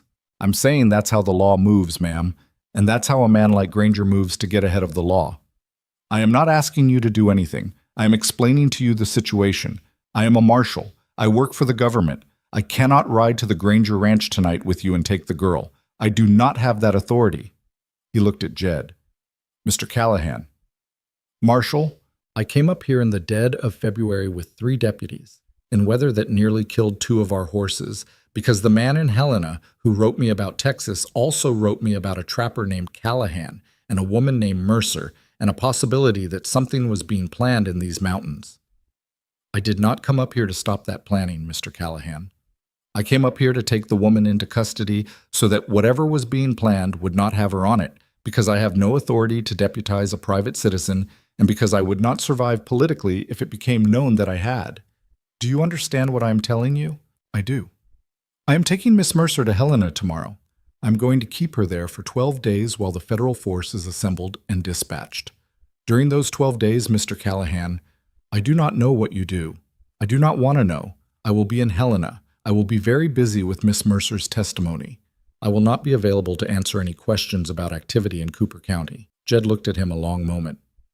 I understand you, Marshal. I thought you might. Hobie Crane said, I want to talk. The Marshal turned his head. About what, Mr. Crane? About Texas, about the ranch, about all of it. I want to talk, and I want a paper from you saying I won't hang for it. I can offer you reduced charges in exchange for full testimony. I cannot offer you immunity. That would have to come from a judge. I'll take what you offer. Then write it down, tonight, all of it, while you remember. Hobie Crane nodded. Raven still had the rifle across her knees. She had not lowered it. Mr. Callahan, she said. Yes, ma'am. I am going with the Marshal to Helena. I gathered. I would prefer that you came with me. No, ma'am. A beat. The Remington did not move. Why? Because I have a letter to send to Hollis Boone, and I have axle grease to fetch, and I have 12 days. And in 12 days, I am going to be at the Granger Ranch, and I am going to bring out a 14-year-old girl, and I am going to do it before any federal force gets within 50 miles of that gate, because I will not bet your sister's life on the speed of government soldiers. The cabin was quiet. Marshal Trask looked at the ceiling. Mr. Callahan. Marshal, I did not hear what you just said. No, sir, you didn't. Just so we're clear. We're clear. The Marshal looked at Raven. She lowered the Remington. Slowly. All the way. Until it lay across her lap with the muzzle pointed at the floor. Marshal Trask, she said, I will go with you to Helena. Thank you, ma'am. On one condition. Name it. You leave one of your deputies here with Mr. Callahan, not to help him, not to interfere with him, just to ride with him when he goes, and to be a federal witness to what happens, so that whatever he does on those 12 days does not become the next crime a Cooper County judge tries to hang him for. Marshal Trask thought about that. He looked at his 3 deputies. He pointed at the youngest one, a lean man with a sandy mustache and eyes that had been watching the whole conversation with an alertness Jed had marked. Deputy Whitfield. Sir? You're staying. You ride with Mr. Callahan. You see what you see. You file an honest report when this is over. Are we clear? Yes, sir. Good. Trask turned back to Raven. Miss Mercer, we ride at first light. Pack what you need. I don't have anything to pack. Then we ride at first light. She nodded. She looked across the cabin at Jed. He looked back at her. Neither of them said anything for a long moment. Then she stood up from the bed, the Remington in her left hand, and she walked across the room to him, and she stopped in front of him, and she lifted her free hand and put it on his chest, flat, over his heart, and held it there. Mr. Callahan. Jed, he said. His voice did not sound like his own. Jed. It was the first time she had said it. You bring her out. I will. You bring her out alive. I will. And then you come find me in Helena. I will. She took her hand off his chest. She turned away. She walked to the bed and sat down with her back very straight and the Remington across her knees, and she did not look at him again that night. Outside, the wind picked up small and cold, and the lean-to creaked, and one of the horses tied to the porch rail snorted into the dark, and somewhere out beyond the meat shed, an owl called once and went silent. Jed went to the stove and put another log in. The cabin was very warm and very quiet. 12 days, he thought. 12 days to fetch axle grease and a coil of rope and a saw in Hollis Boone and his brother Mose and old Russ Hennig and maybe the Pell brothers, if they were sober that week. 12 days to ride 60 miles through country no man was supposed to ride in February. 12 days to plan how 4 or 5 men, half of them old, could take a 14-year-old girl out of a fortified ranch with 11 gunmen and a corrupt sheriff and a man from Texas with a price on his head who would not stop ever until somebody put him in the ground. 12 days. He drank the last of his coffee. It was cold. He poured another cup. He drank that second cup of coffee standing up by the window, watching the dark outside. He did not sleep that night. He pretended to. He laid out on the buffalo robe by the stove, the way he had the first night she'd been in the cabin, and he closed his eyes. and he listened to her not sleeping in the bed across the room. And after a long time, he heard the small, wet sound of her breath catching once and then steadying, and he understood that she was crying without making any noise, the way a person cries who has learned that noise is dangerous. He did not get up. He did not say anything. He was not the man for it, and she was not the woman for it, and they both knew it. He just lay there and let her have the dark to herself. In the morning, she was up before any of them. She had braided her hair tight and put on the coat he'd given her, his old wool one cut down at the sleeves, and she was at the stove making coffee for 4 men and herself with the calm efficiency of a woman who had decided to stop feeling things for a while. Marshal Trask was civil at breakfast. He ate 2 eggs and 3 pieces of bacon and drank his coffee black, and did not say one word about the conversation of the night before, as if it had not happened, as if he had ridden up here in February with 3 deputies for some other purpose entirely. Hobie Crane sat at the corner of the table with the look of a man who had spent the night writing things down and was now afraid of what he had written. He ate nothing. Deputy Whitfield, the sandy-mustached one who was staying behind, also ate nothing. He stood by the door with his rifle across his arm and his hat on, watching everyone and saying nothing, and Jed thought, that one's a good one. That one would do. When they were ready to ride, Raven stood on the porch and pulled on the wool gloves Jed had cut down for her, and she looked out at the trail and the bright cold morning and the 4 horses already saddled, and she said, without turning her head, "Mr. Callahan." "Yes, ma'am." "I'm going to come back. I know. Whether you bring her out or not, whether anything works or not, I'm going to come back to this cabin, and I'm going to sit at that table, and I'm going to drink your coffee, so make sure you're here when I do." "I'll be here." She did not turn. She did not look at him. She walked down the porch steps and across the snow to the marshal's bay horse, and Trask helped her up behind the saddle because she would not ride a horse a strange man had touched. And then they were going, 5 riders down the trail, single file with the morning sun behind them. And the snow swallowed the sound of the hooves within 50 yards, and they were gone. Deputy Whitfield watched them out of sight. Then he turned to Jed. "Mr. Callahan." Jed, my name is Carter Whitfield. I was raised in Indiana. My mother was Cherokee, and I have been a federal deputy for 4 years. The marshal trusts me. I want you to understand what that means before we get started." "I figure I do." "It means I am here to witness. It means I am not here to participate. It also means that if you, in the course of what we are about to do, conduct yourself in a manner that I believe was reasonable under the circumstances, my report to the marshal will reflect that opinion. Are we clear?" "We're clear." "Then tell me where we ride first." "Boone's. Today. Hard." They rode hard. Whitfield was a better rider than Jed had expected. They made Hollis's by late afternoon, and when they came down the slope into the flat between the pines, Hollis was already standing in the door with the carbine in his hand because he had heard them coming for the last half-mile. "You brought a man," Hollis said. "Federal deputy." "That's interesting." "It's been an interesting 2 days, Hollis." Inside, over coffee, Jed told it. He told it short. There wasn't time for the long version. And he watched Hollis's face while he told it, and he saw the slow change of expression as Hollis understood that the thing they had planned to do in April was now a thing they had to do in 11 days. Hollis did not curse. Hollis did not exclaim. Hollis just listened, and at the end he said, 12 days? Less now. Less now. How many days do you actually have on the ground? 6. 7 if the weather lets me cross the high pass instead of going the long way around. And how many men? You, Mose, me, Whitfield. He looked at the deputy. Hennig, maybe the Pells, that's 7 if everybody comes. 6 if the Pells are drunk. It ain't enough. It ain't. Granger has 11 on the ranch. He does. You got a plan. I got the start of one. Tell it. So Jed told it. He laid the flour sack map on the table, the one he and Raven had drawn, and he laid out the dry wash behind the smokehouse, the mended fence, the back gate, the Mexican cook Esperanza. He told Hollis about Hobie Crane writing things down all night long for the marshal in Helena, and about how that meant Granger would have a rider come back without Crane and would, by this morning or tomorrow at the latest, know that something had gone sideways and would be looking up the trail in every direction.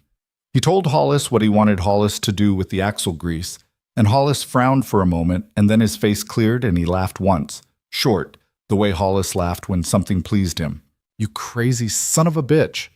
You think it'll work? I think it might. I think it might just. Mose came in from the woodpile and stood by the door and listened. He did not speak. When Hollis was done explaining what they were going to do, he turned to Mose and said, "Brother, will you ride?" Mose looked at the floor a long time. Then he looked up. "The girl is 14. "She is." Same as Anna was. Jed had not known there had been an Anna. He watched Hollis's face and saw that Hollis had not expected his brother to say her name, and that the saying of it had cost Hollis something he was not going to show. "Same as Anna was," Hollis said. Mose nodded once. "I'll ride," he said. That was the only thing Mose said about the matter for the rest of the night, and it was the only thing he needed to say. They left Hollis's the next morning with Hollis and Mose and 4 horses and the axle grease and the coil of rope and a long crosscut saw lashed to a pack horse. They rode east into a wind that came down off the divide and bit through every layer of wool they had on. They picked up old Russ Hennig at his place by the falls.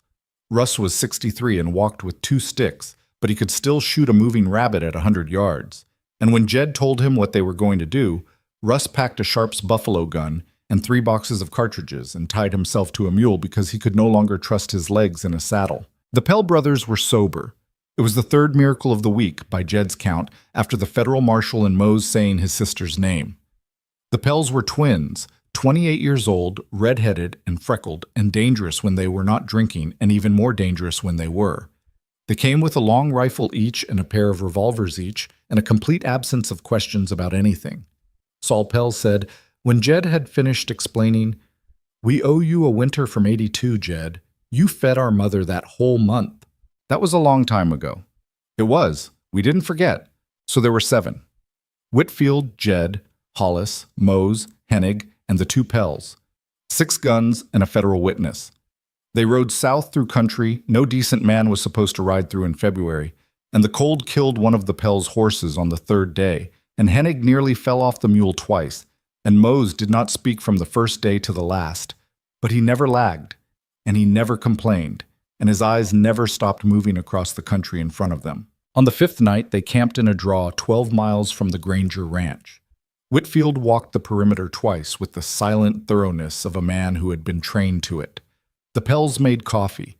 Hollis brought out a flask of whiskey that nobody had asked for and passed it once around the fire, and every man took 1 swallow except Mose, who shook his head, and Whitfield, who shook his head, and Jed, who took 2. "Tomorrow night," Hollis said.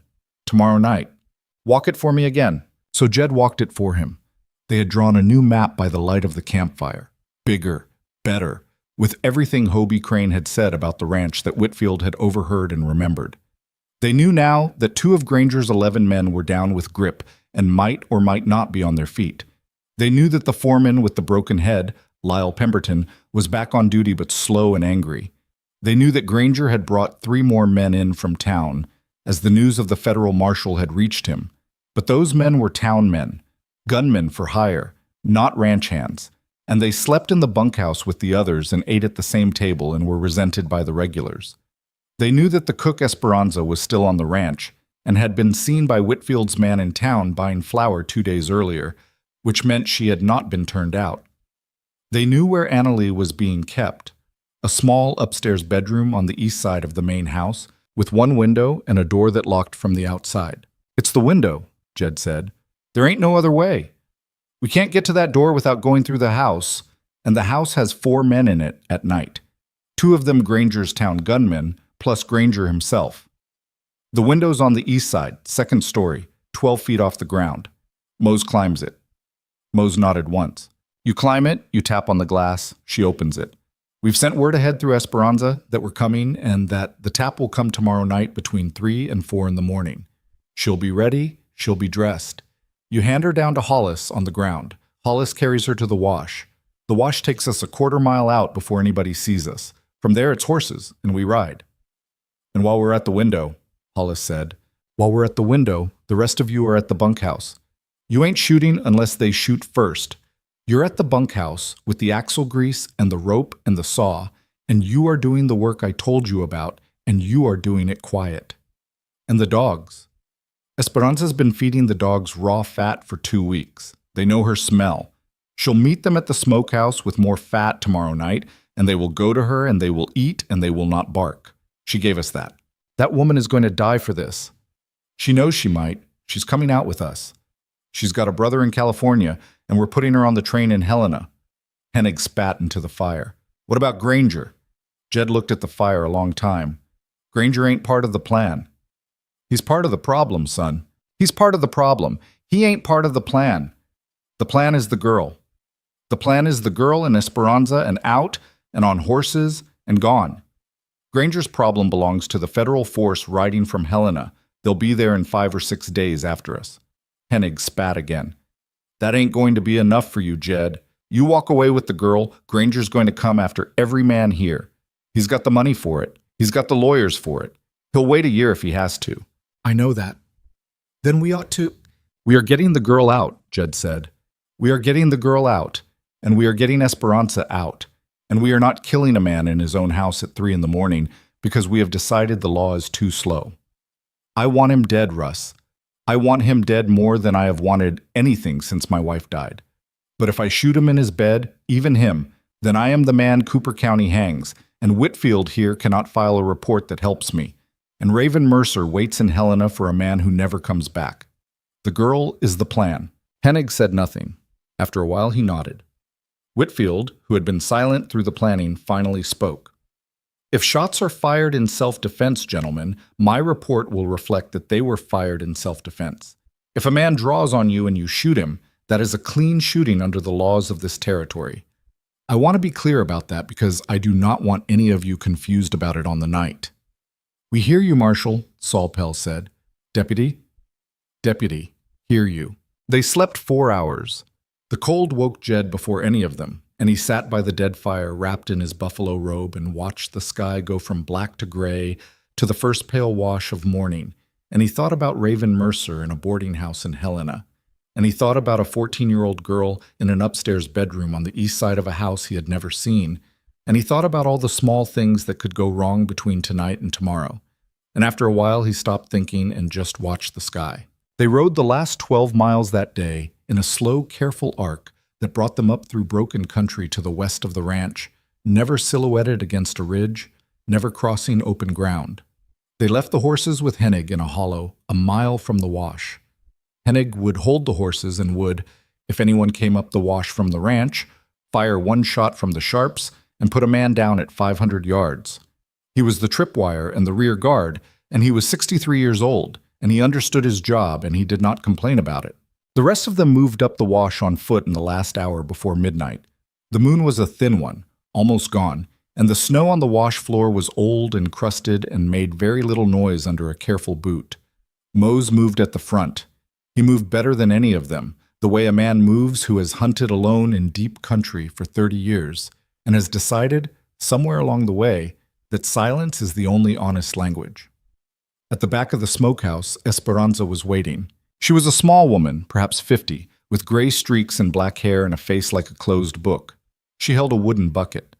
The 2 dogs were at her feet eating something raw and bloody, and they did not even lift their heads when the 7 men came around the corner of the smokehouse. "Quien viene?" she said softly. "Callahan," Jed whispered. "From the trapper, from Raven." "She is good?" "She is safe." The small woman closed her eyes for a single second. "Bien," she pointed. The bunkhouse was 40 yards across the yard, a long, low building with a single chimney. 1 window glowed. 3 or 4 men awake, probably playing cards. The main house was beyond it, a 2-story structure with a wide porch. 3 windows lit on the ground floor, 1 upstairs. "The girl is in the lit window?" Jed whispered. "The dark one, next to it. She is awake. She knows." "Granger?" "In his office, the big window on the ground, with the foreman. They are drinking." "How many in the bunkhouse?" 8 tonight. The 2 sick ones are in the small cabin behind. They are sleeping. The town men, 2 of them, are inside the main house with Granger." "How many in the house?" "Granger, the foreman, 2 town men. That is 4. There is a woman who cleans, but she does not sleep here. She lives in town. There is no one else." Bless you, Jed whispered and caught himself and corrected, Thank you, ma'am. She inclined her head. The plan unrolled. Hollis and Mose and Jed peeled off toward the east side of the main house. Saul and Cyrus Pell and Whitfield peeled off toward the bunkhouse with the axle grease and the rope and the saw. Esperanza took the dogs and faded back into the smokehouse and was gone.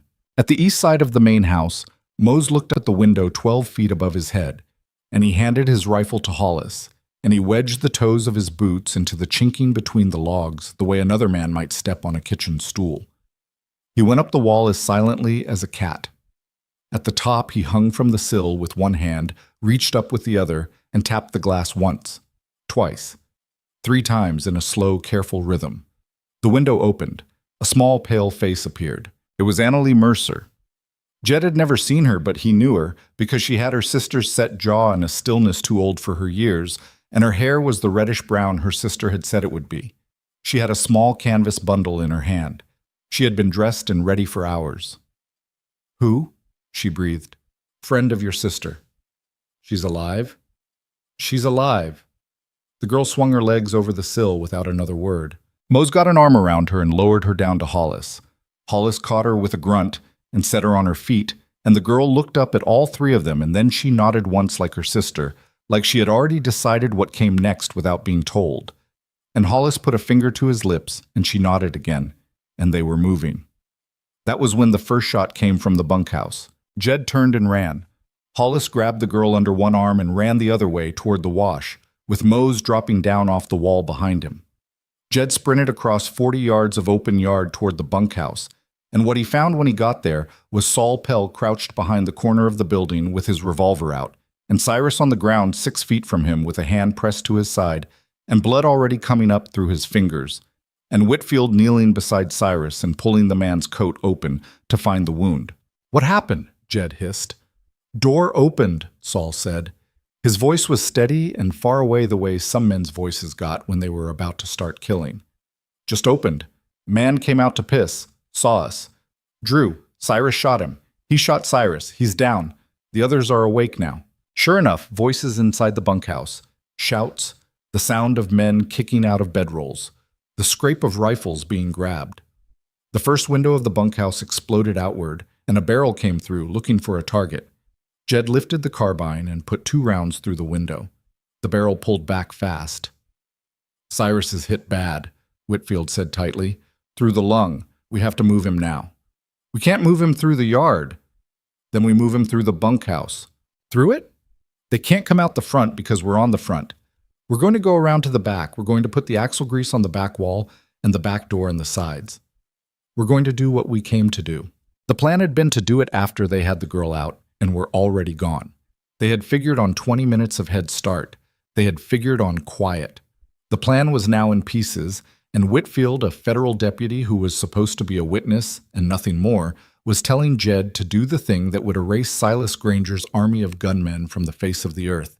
And Whitfield was right, because Cyrus Pell was going to die in the next 30 minutes, unless somebody got him on a horse, and there was no leaving until what they came to do was done. "Go," Jed said. Saul Pell carried his brother. Whitfield went with him around the back of the bunkhouse with the bucket of axle grease and the coil of rope, and Jed kept the front pinned, 2 shots into the window every time a barrel came up. He could hear them inside. 8 men in a single room, all awake now, all armed, all trying to figure out how many men were outside. The first scream came from the main house. Jed turned his head a fraction. The big lit window on the ground floor, Granger's office, was full of motion. A shadow was at the window now with a rifle looking out into the yard. A second shadow ran across the room behind the first. The 2-town gunmen, Jed thought. Bad news for Hollis, who would be coming back across the yard for the horses with the girl in his arms.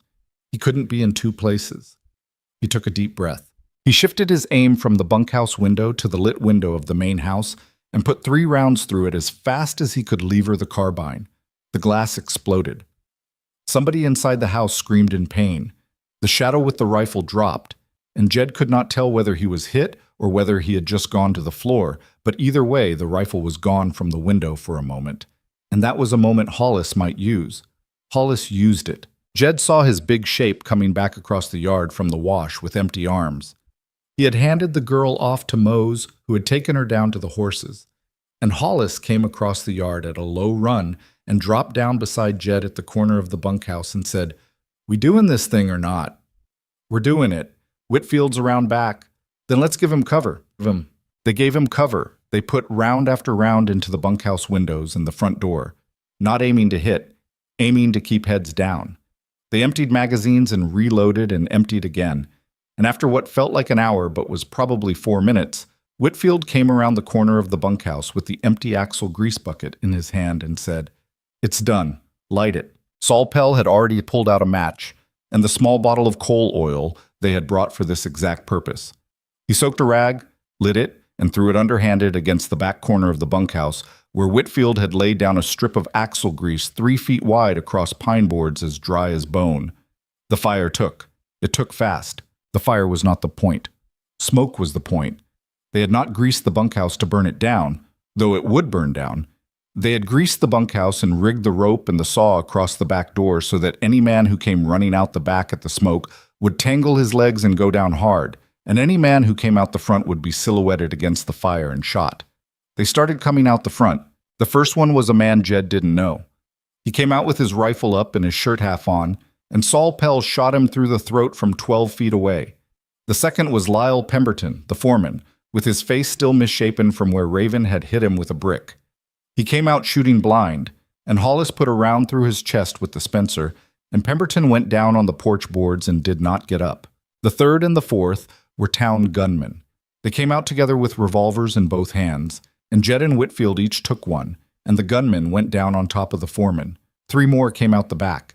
Jed couldn't see them, but he heard the rope catch them, heard them go down, heard Saul Pell, who had circled back, finish what the rope had started. That left 2 in the bunkhouse and Granger and 1 town man in the main house. The 2 in the bunkhouse were the sick ones from the small cabin behind, who had not been in the bunkhouse at all. They came stumbling out of the small cabin in their long underwear and threw down their rifles when they saw what the yard looked like. And Whitfield, the federal deputy who was supposed to be a witness, said in a voice that did not sound like the voice he had used at any other point in the trip, "On your knees, both of you. Hands on your heads." They went on their knees. The bunkhouse was burning hard now. Jed turned to face the main house. The lit window on the ground floor was now dark, but the front door was open, and standing in it was Silas Granger. He had a Henry rifle in his hands. He looked across the yard at Jed, and his face in the firelight was very calm. "You're the trapper," he called. "I am." "You came for the girl." "I did." "Where is she?" "On a horse. Gone." Granger nodded slowly. He shifted the Henry in his hands. "You shot through my window. You killed Boone, my man. He was a good man." "I'd do it again." "I expect you would." There was a long moment. The bunkhouse burned. Somewhere a man was groaning on the ground.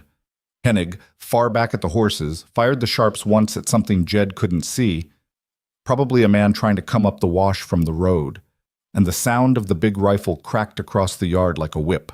"Granger," Whitfield said, stepping forward into the light. He had unbuttoned his coat. The Federal Star caught the firelight. "I am Deputy United States Marshal Carter Whitfield. There is a federal warrant out of San Antonio dated September of 1868 for your arrest on 3 counts of murder. There is a writ out of Helena dated this month for your arrest on 12 additional counts, including kidnapping and assault on a minor. I am ordering you to drop the rifle and put your hands on your head. You will be transported to Helena under federal escort. You have the right to a trial. Drop the rifle." Granger did not drop the rifle. He looked at Whitfield. He looked at Jed. He looked at the burning bunkhouse and the dead men on his porch and the empty yard where his ranch had been 30 minutes earlier. "Trapper," he said. "Granger. You really got the girl." "I really got the girl." "And the sister. You really got the sister out of that platform in Black Hollow." "I did. For $110. For $110 and a bone-handled knife. You still got the knife?" Granger smiled. It was not a kind smile, but it was in some way Jed could not name, an honest one. The smile of a man who had finally arrived at the moment he had spent his whole life walking toward. "In my desk drawer. Inside." "I'll come for it later." "You'll come for it now." He lifted the Henry. Jed shot him through the chest. The Henry never came up all the way. Granger took the round high in the chest, an inch below the collarbone, and the impact spun him a quarter turn against the door frame. He held on to the rifle. That was the thing Jed remembered later, the small thing that told him what kind of man he had killed. Granger did not drop the gun even with a hole in him. He fumbled with it, tried to bring it up again, and Jed worked the lever of the carbine and put a second round through him, lower, square through the ribs. That one took him down. He went down slow. He sat first, his back against the door frame, the rifle sliding off his lap into the snow on the porch. He looked surprised. That was the other thing Jed remembered. Silas Granger, who had ruled an entire valley for 15 years on the strength of his certainty, looking surprised at the end, as if some accounting he had counted on had failed to come out the way it always had before. He tried to say something. Jed walked across the yard with the carbine still up. By the time he reached the porch, Granger was not saying anything. His eyes were open and his mouth was open, and there was blood on his beard, and he was not in there anymore. Jed stood looking down at him for what felt like a long time but was probably no more than 10 seconds. He felt nothing. He kept waiting to feel something. He had thought he would feel either the great satisfaction Hennig had warned him not to count on, or the great sickness Hollis had warned him he would have. He felt neither. He felt the way a man feels when he has finished a job that needed doing. A job he had not wanted, but had not been able to leave for someone else. And now the job was done, and the next thing was the next thing. The next thing was Cyrus Pell. Whitfield was already kneeling beside the wounded man on the snow. Saul Pell was holding his brother's hand. Cyrus's eyes were open but glassy, and the blood at his side had stopped coming as fast as it had been, which was not always a good sign in a man hit through the lung. "He's still with us," Whitfield said. "Barely. We need to get him out of the cold." "Inside the house," Jed said. "Granger's office. There's a fire still going from before." They carried him in. Saul did most of the carrying. Cyrus did not make a sound until they laid him down on a worked Mexican rug in front of Granger's fireplace, and then he made a small sound that was less a word than a question, and Saul leaned over him and said, "I'm here. I'm here, brother. You hold on." "He needs a doctor," Whitfield said, "within the day. The nearest one is in Black Hollow." "There's a town doctor or closer," Jed said. "Settler named Pritchard, out past the South Fork. I know him. He set my shoulder once." "Send Mose." "Mose is with the girl." "Then send one of us." "Send me," Saul said. "I can ride a horse harder than any of you, and I am not going to sit here with my brother in his blood. I'm going to get the doctor, or I'm going to die on the road. Either way, I won't sit here." Nobody argued with him. Hollis brought a horse around in 5 minutes, one of the ranches, the best of them, a long-legged sorrel. And Saul was up in the saddle and gone south at a gallop before the sky had begun to gray. Outside the bunkhouse was a long red structure of fire now, collapsing in on itself in pieces. The two surrendered men still knelt in the yard with their hands on their heads, and Hollis stood over them with the Spencer, and they were not going anywhere. The dogs had come back from the smokehouse and were sniffing the bodies on the porch with the troubled, baffled curiosity of animals who do not understand why their masters do not stand up. Esperanza came out of the smokehouse with a small carpet bag in her hand. She stopped in the yard. She looked at the bunkhouse. She looked at the porch where Granger lay. She looked a long time at Granger. Then she walked up the porch steps. She stood over him. She spat once into the snow beside his head. She walked into the house without a backward glance. Inside, she put a kettle on the kitchen stove without asking anybody and started boiling water for Cyrus's wound. She knew where everything was. 15 years in the kitchen would teach a woman that. And within 10 minutes, she had clean cloth and hot water and a small bottle of something that smelled like turpentine and pine, and she went to work on the wound with hands that had clearly done this kind of work before. "How many times?" Whitfield asked her quietly. She did not look up. "Many," she said. "Many men, many wounds." Mr. Granger was not a kind employer. Whitfield did not say anything to that. Jed stood in the office doorway. The fire was popping. Cyrus was breathing in short, shallow pulls, and Esperanza's hands were working steadily over him. Jed could see, on the big mahogany desk by the window he had shot through, a small drawer slightly open. He walked over to it. He pulled the drawer the rest of the way open. His father's bone-handled knife was inside. It lay on a folded square of green felt. Granger had kept it well. The blade was clean and the bone was oiled and the leather sheath had been wiped down. Jed picked it up. He turned it over in his hand. He closed his fingers around the bone grip and felt his father's old finger grooves, worn deep into the bone by 40 years of skinning and whittling and cutting bread, and something in his chest moved that had not moved in a long time. He slipped the knife inside his coat. He closed the drawer. He did not look at Granger when he walked back through the door. By the time the sun was full up over the eastern ridge, the federal force from Helena was 3 days closer, and the burned bunkhouse was a smoking pit of black timber, and Hollis had brought Annalie up from the wash where Mose had been hiding her. The girl came across the yard with her hand in Mose's. She did not look at the bodies. She had been told not to, and she did not. Her eyes were fixed on the door of the main house, and when Jed came down the porch steps to meet her, she stopped in front of him and looked up. "You're the trapper." "I am." "My sister wrote me about you. The cook brought the letter 2 days ago." "I didn't know she'd written." "She said you were a kind man." "She said I might be." The girl thought about that. Then she said, "Is he dead?" She did not name him. She didn't have to. "He's dead." She closed her eyes. She did not cry. She did not smile. She just stood there with her eyes closed for what must have been a full minute, and her small hand stayed in Mose's hand, and Mose stood beside her like a tree, with his face set the way it had been set since the night he had said his sister's name. And the morning came on around them with the slow inevitability of mornings. When the girl opened her eyes, she said, "Take me to my sister." "That's the plan, miss." "Now." Now. They left Whitfield and Hollis and Esperanza with Cyrus and the burning ranch and the 2 prisoners. They left the dead where they had fallen because there was no time and the ground was too frozen to dig, and the federal force coming up from Helena would handle all of it.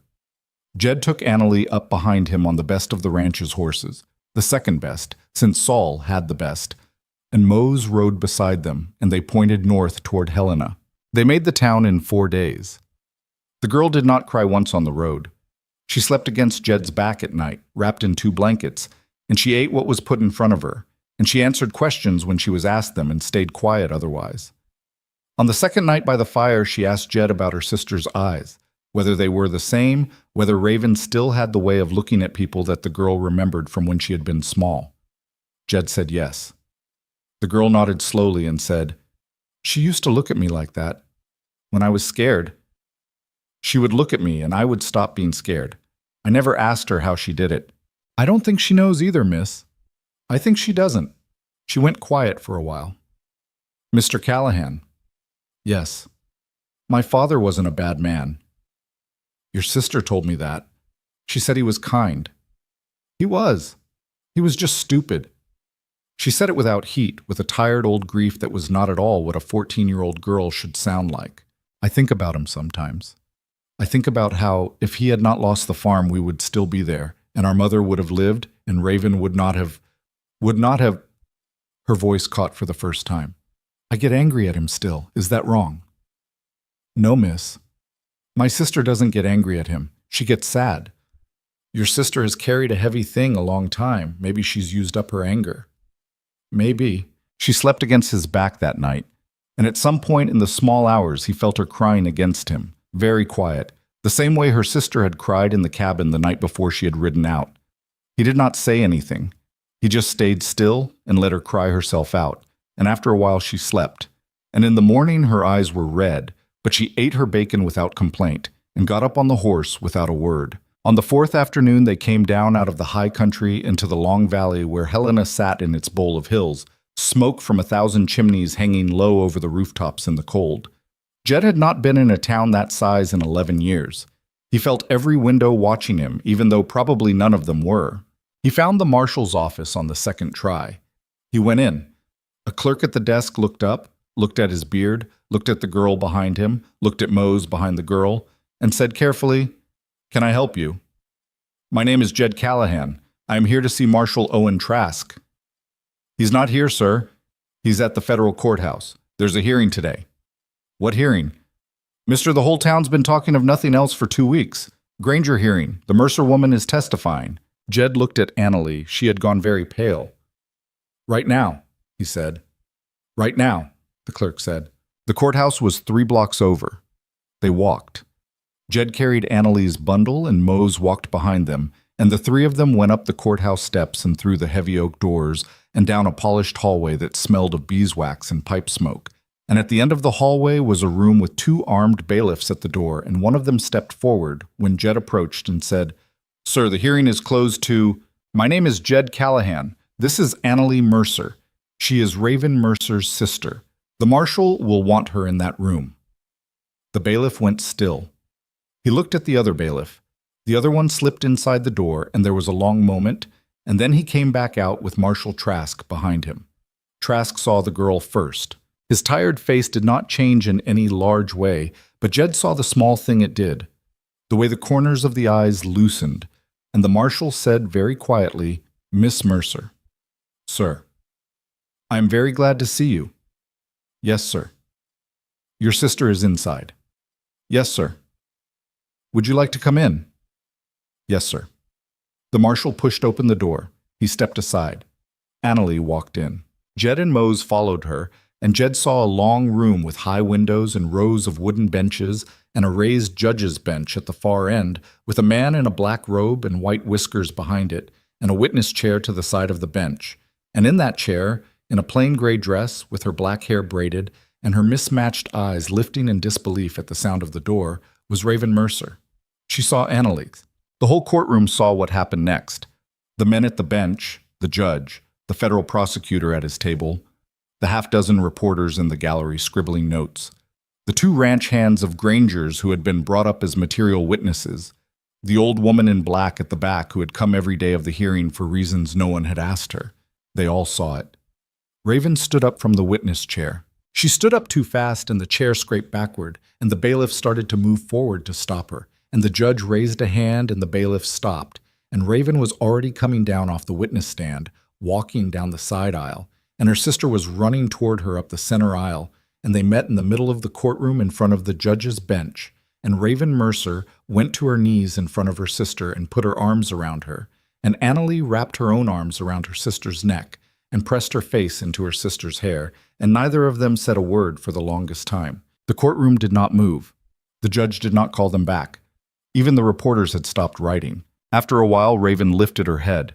She looked across the room over her sister's shoulder, and her eyes found Jed standing by the door with his hat in his hand, and she did not smile, exactly, but the brown eye and the gray eye both fixed on him with something he had not seen in them before, the absence, finally, completely, of the weight she had been carrying since she was 19 years old.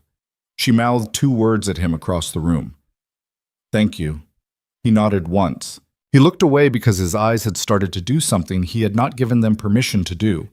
And he was a man who had spent 6 years not crying in front of anyone, and he was not going to start in a federal courtroom in front of newspapermen. The hearing took another 3 days. What came out in those 3 days, in Raven's testimony and Esperanza's testimony, the cook had been brought up by the federal force as a witness, riding in a wagon with Whitfield, and Hobie Crane's testimony and the testimony of the 2 surrendered ranch hands and the unsealed Texas warrant from '68 and 4 other things Marshal Trask had been quietly assembling for 2 years. What came out of all of it was that Silas Granger had been one of the worst men in the territory, and that an honest accounting of his crimes would have filled a volume. The judge, a man named Coleman, was not Aloysius Coombs. He was a federal judge appointed out of Washington, and he had no use for Cooper County or its writs or its sheriff. He ruled on the 3rd day that the bonded service contract under which Granger had held Raven Mercer was void on its face and had been void from the day it was signed, because a man cannot sign away the personhood of his daughter, and any judge who said otherwise was no judge. He ruled that the guardianship paper under which Granger had held Annalie Mercer was likewise void. He ruled that the actions taken by one Jedediah Callahan and his associates at the Granger Ranch on the night of the 11th constituted self-defense and the rescue of a kidnapped minor and were not criminal acts under federal law, and he so noted on the record in language strong enough that no Cooper County prosecutor would ever dare bring a charge. He further ruled, this last almost as an afterthought, the way he ruled the small things, that all property owned by Silas Granger at the time of his death, including his ranch, his livestock, his bank accounts in Helena and in St. Louis, and the contents of his house were to be seized by the federal government pending a determination of restitution to the persons he had wronged. The Mercer sisters, and Esperanza Vega, and the family of Cyrus Pell, who had lived, by the way, who had lived and would walk again, though he would not draw a deep breath without pain for the rest of his life, were named among those persons. When the hearing ended on the third day, Raven Mercer walked out of the federal courthouse a free woman for the first time in 7 years, and her sister walked out with her, and Jed Callahan, who had stood at the back of the courtroom every day in the same dirty coat and the same scuffed boots, walked out behind them. On the steps of the courthouse, in the cold March sunlight, Raven turned to him. "Mr. Callahan." Jed. She still had to remember to say it. He could tell. "There is a boarding house, 2 streets over. The federal government is paying for it. Annalie and I have a room there for as long as we want it." "That's good. There's a train to St. Louis on Thursday. The lawyer says we have money now. There is also a train to San Francisco. Esperanza is going on the San Francisco train. She asked us to come with her." "You should." She looked at him. "Should I?" "You should do what you want, Miss Mercer. That's the whole point. I'm asking what you think." He looked out over the rooftops of Helena, smoke from the chimneys, the cold blue sky. Somewhere down the street a man was singing in a saloon, the door propped open even in March, the song coming out faint and tinny. "I think you've been told what to do by other people for a long time," he said. "I think you ought to be done with that." She nodded slowly. "Is that all you think?" He looked at her. "No," he said. "It ain't all I think." "What else?" He held his hat in his hands. He turned it once. He turned it again. "I think," he said slowly, "that I built that cabin 110 miles from anybody because I didn't want to be around people. I think I've been alone 6 years because being alone was easier than being with somebody and watching them go. I think when I rode down to Black Hollow for salt and coffee, I had no business in the world that included a woman on a platform, and I was going to ride back up that mountain and not think about her, and I was going to die up there one day, 10 years from now or 20, alone, and that was the bargain I had made with myself." He paused. "I think that bargain is broke now. I don't know when it broke. Maybe it broke when you put your hand on the table next to mine. Maybe it broke when you said you'd come back to the cabin and drink my coffee. Maybe it broke before that and I just didn't notice. But it's broke, and I ain't going back to it. And what I think, Miss Mercer, is that if you want to take that train to San Francisco, I will buy your ticket myself. And if you want to take that train to St. Louis, I will buy that one too. And if there is any place on this earth you want to go, I will get you there. That is what I think. That is the part you was asking about." She did not speak for a long time.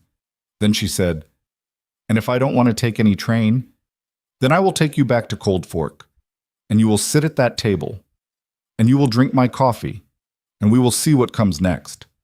With Annalie. With Annalie. The cabin's not big, but I can build on. I've been meaning to build on for years. Never had a reason. You'd have a reason now. I'd have a reason now." She looked at him for a long moment. "Mr. Callahan." Jed. She reached out. She took his hand, not on a table beside it, in her own, the first time she had ever touched him by choice. Her hand was cold from the courthouse air, and the calluses she had built up over a winter of axe work and rifle shooting were rough against his palm, and her grip was firm without being tight. And he stood very still because he did not know what to do with the moment, except not break it. "I'm coming back to the cabin," she said. "All right. Annalie too." "All right. We're not getting married, not yet. Maybe not ever. I don't know yet. I don't know what I am yet after all this. I have to figure out what I am. Take your time. I'm telling you that so you know. I hear you. But I'm coming back." "Then come back." She nodded. She did not let go of his hand right away. She held it a moment longer, and her thumb moved once, very slightly, across the back of his knuckles, and then she let go, and she turned and walked back into the courthouse to find her sister. Jed stood on the steps a long time after that. The cabin, when they got back to it 3 weeks later, was still standing because the snow had been deep but the wind had not come from the bad direction, and the lean-to had held, and the chickens were alive, and the roan whickered at him when he came up the trail like a horse that had been keeping count of the days. They built on through the summer. Hollis came up. Mose came up. The Pell brothers came up, both of them, because Cyrus had decided that getting shot once was enough for one lifetime, and he wanted to spend a few weeks doing honest work to convince himself he was still a useful man. Old Russ Hennig sent a sack of nails up by mule. Whitfield, who had filed a report so favorable to all of them that the federal judge had read it into the court record verbatim, came up once with a wagon full of cut lumber that the marshal's office had somehow paid for through some line item that did not appear on any official paper. They added 2 rooms. They put in a real window with real glass. They built a second stove. They built a small house, almost, where there had been a one-room cabin, and Annalee chose her own corner and put a small shelf above her bed for the 3 books that had been retrieved, eventually, from the hole under the chicken coop at the Granger Ranch, and brought up to her by Esperanza's cousin, who was riding through to Oregon. The mountain community that had let Jed alone for 6 years did not let him alone anymore. Men he had nodded to in passing for half a decade now came up the trail with offers of help. Some he accepted. Some he turned down politely. He was not used to it, and he was not always good at it, but he was learning, and Raven was better at it than he was, and Annalee was best of all because she was a child who had been kept in a house by herself for years, and she was, it turned out, hungry for the world. By the first snow of the new winter, the new house was tight against the cold, and there were 3 people inside it instead of 1, and the iron poker leaned by the stove where it had always leaned, and Raven Mercer slept through whole nights without waking for the first time in her adult life. And Jed Callahan sometimes still woke before dawn and went out onto the porch alone with his coffee and looked at the stars over the ridge, but he no longer felt like a man who was waiting to die up there. There is, in the kind of country those mountains are, no clean ending to a story like this one. The valley below them was poorer for a while after Granger was gone, until honest men with thinner pockets bought up his land in pieces and ran cattle on a smaller scale. And the sheriff of Cooper County was voted out the next year by a margin so wide the newspapers in Helena printed his name in capital letters with the word "disgraced" in front of it. And Judge Aloysius Coombs resigned before the federal removal hearing could be held, and went east and was never heard of again. Some of Granger's men served sentences, some did not. Hobie Crane testified at 4 separate trials and was eventually given 2 years in a federal prison, which was less than he deserved, but more than he expected, and when he came out, he went to Wyoming and became, by all accounts, a quieter man. A lot of things did not get fixed. The valley would not get all its lost years back. The ranch hands who had been on Granger's payroll all those years would not have honest work to walk into for some of them, and a few would drift to other ranches with other Grangers and do other things. Annalee would not get back the 8 years of childhood she should have had. Raven would never have a body that did not carry her scars, or a sleep that was not, on some nights, broken by dreams she did not talk about. Jed would never have his wife back, and there were mornings in late March every year, around the anniversary, when he was a difficult man to be in a room with. But there was a house at the head of Cold Fork Creek with 3 people in it and a stove that did not go out.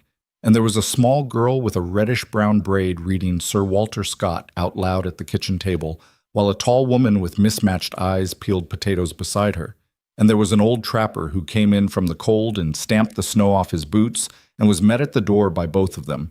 And there was the simple, hard-won, unfair, imperfect fact that none of them were alone anymore. That, perhaps, was the only honest lesson in any of it, that the world does not give back what it takes, and that justice, when it comes late and bloody and partial. But that 2 people who have each survived something that should have killed them can sometimes, if they are lucky and stubborn and kind in spite of every reason not to be, find each other in the wreckage and decide together that the next thing is the next thing, and they will take it as it comes, and they will not face it alone. Outside, the snow fell. Inside, the coffee was hot. The lamp burned steady, and the wind worked at the eaves, and somewhere down the valley a wolf called once and was answered. The fire ticked in the stove. It was enough.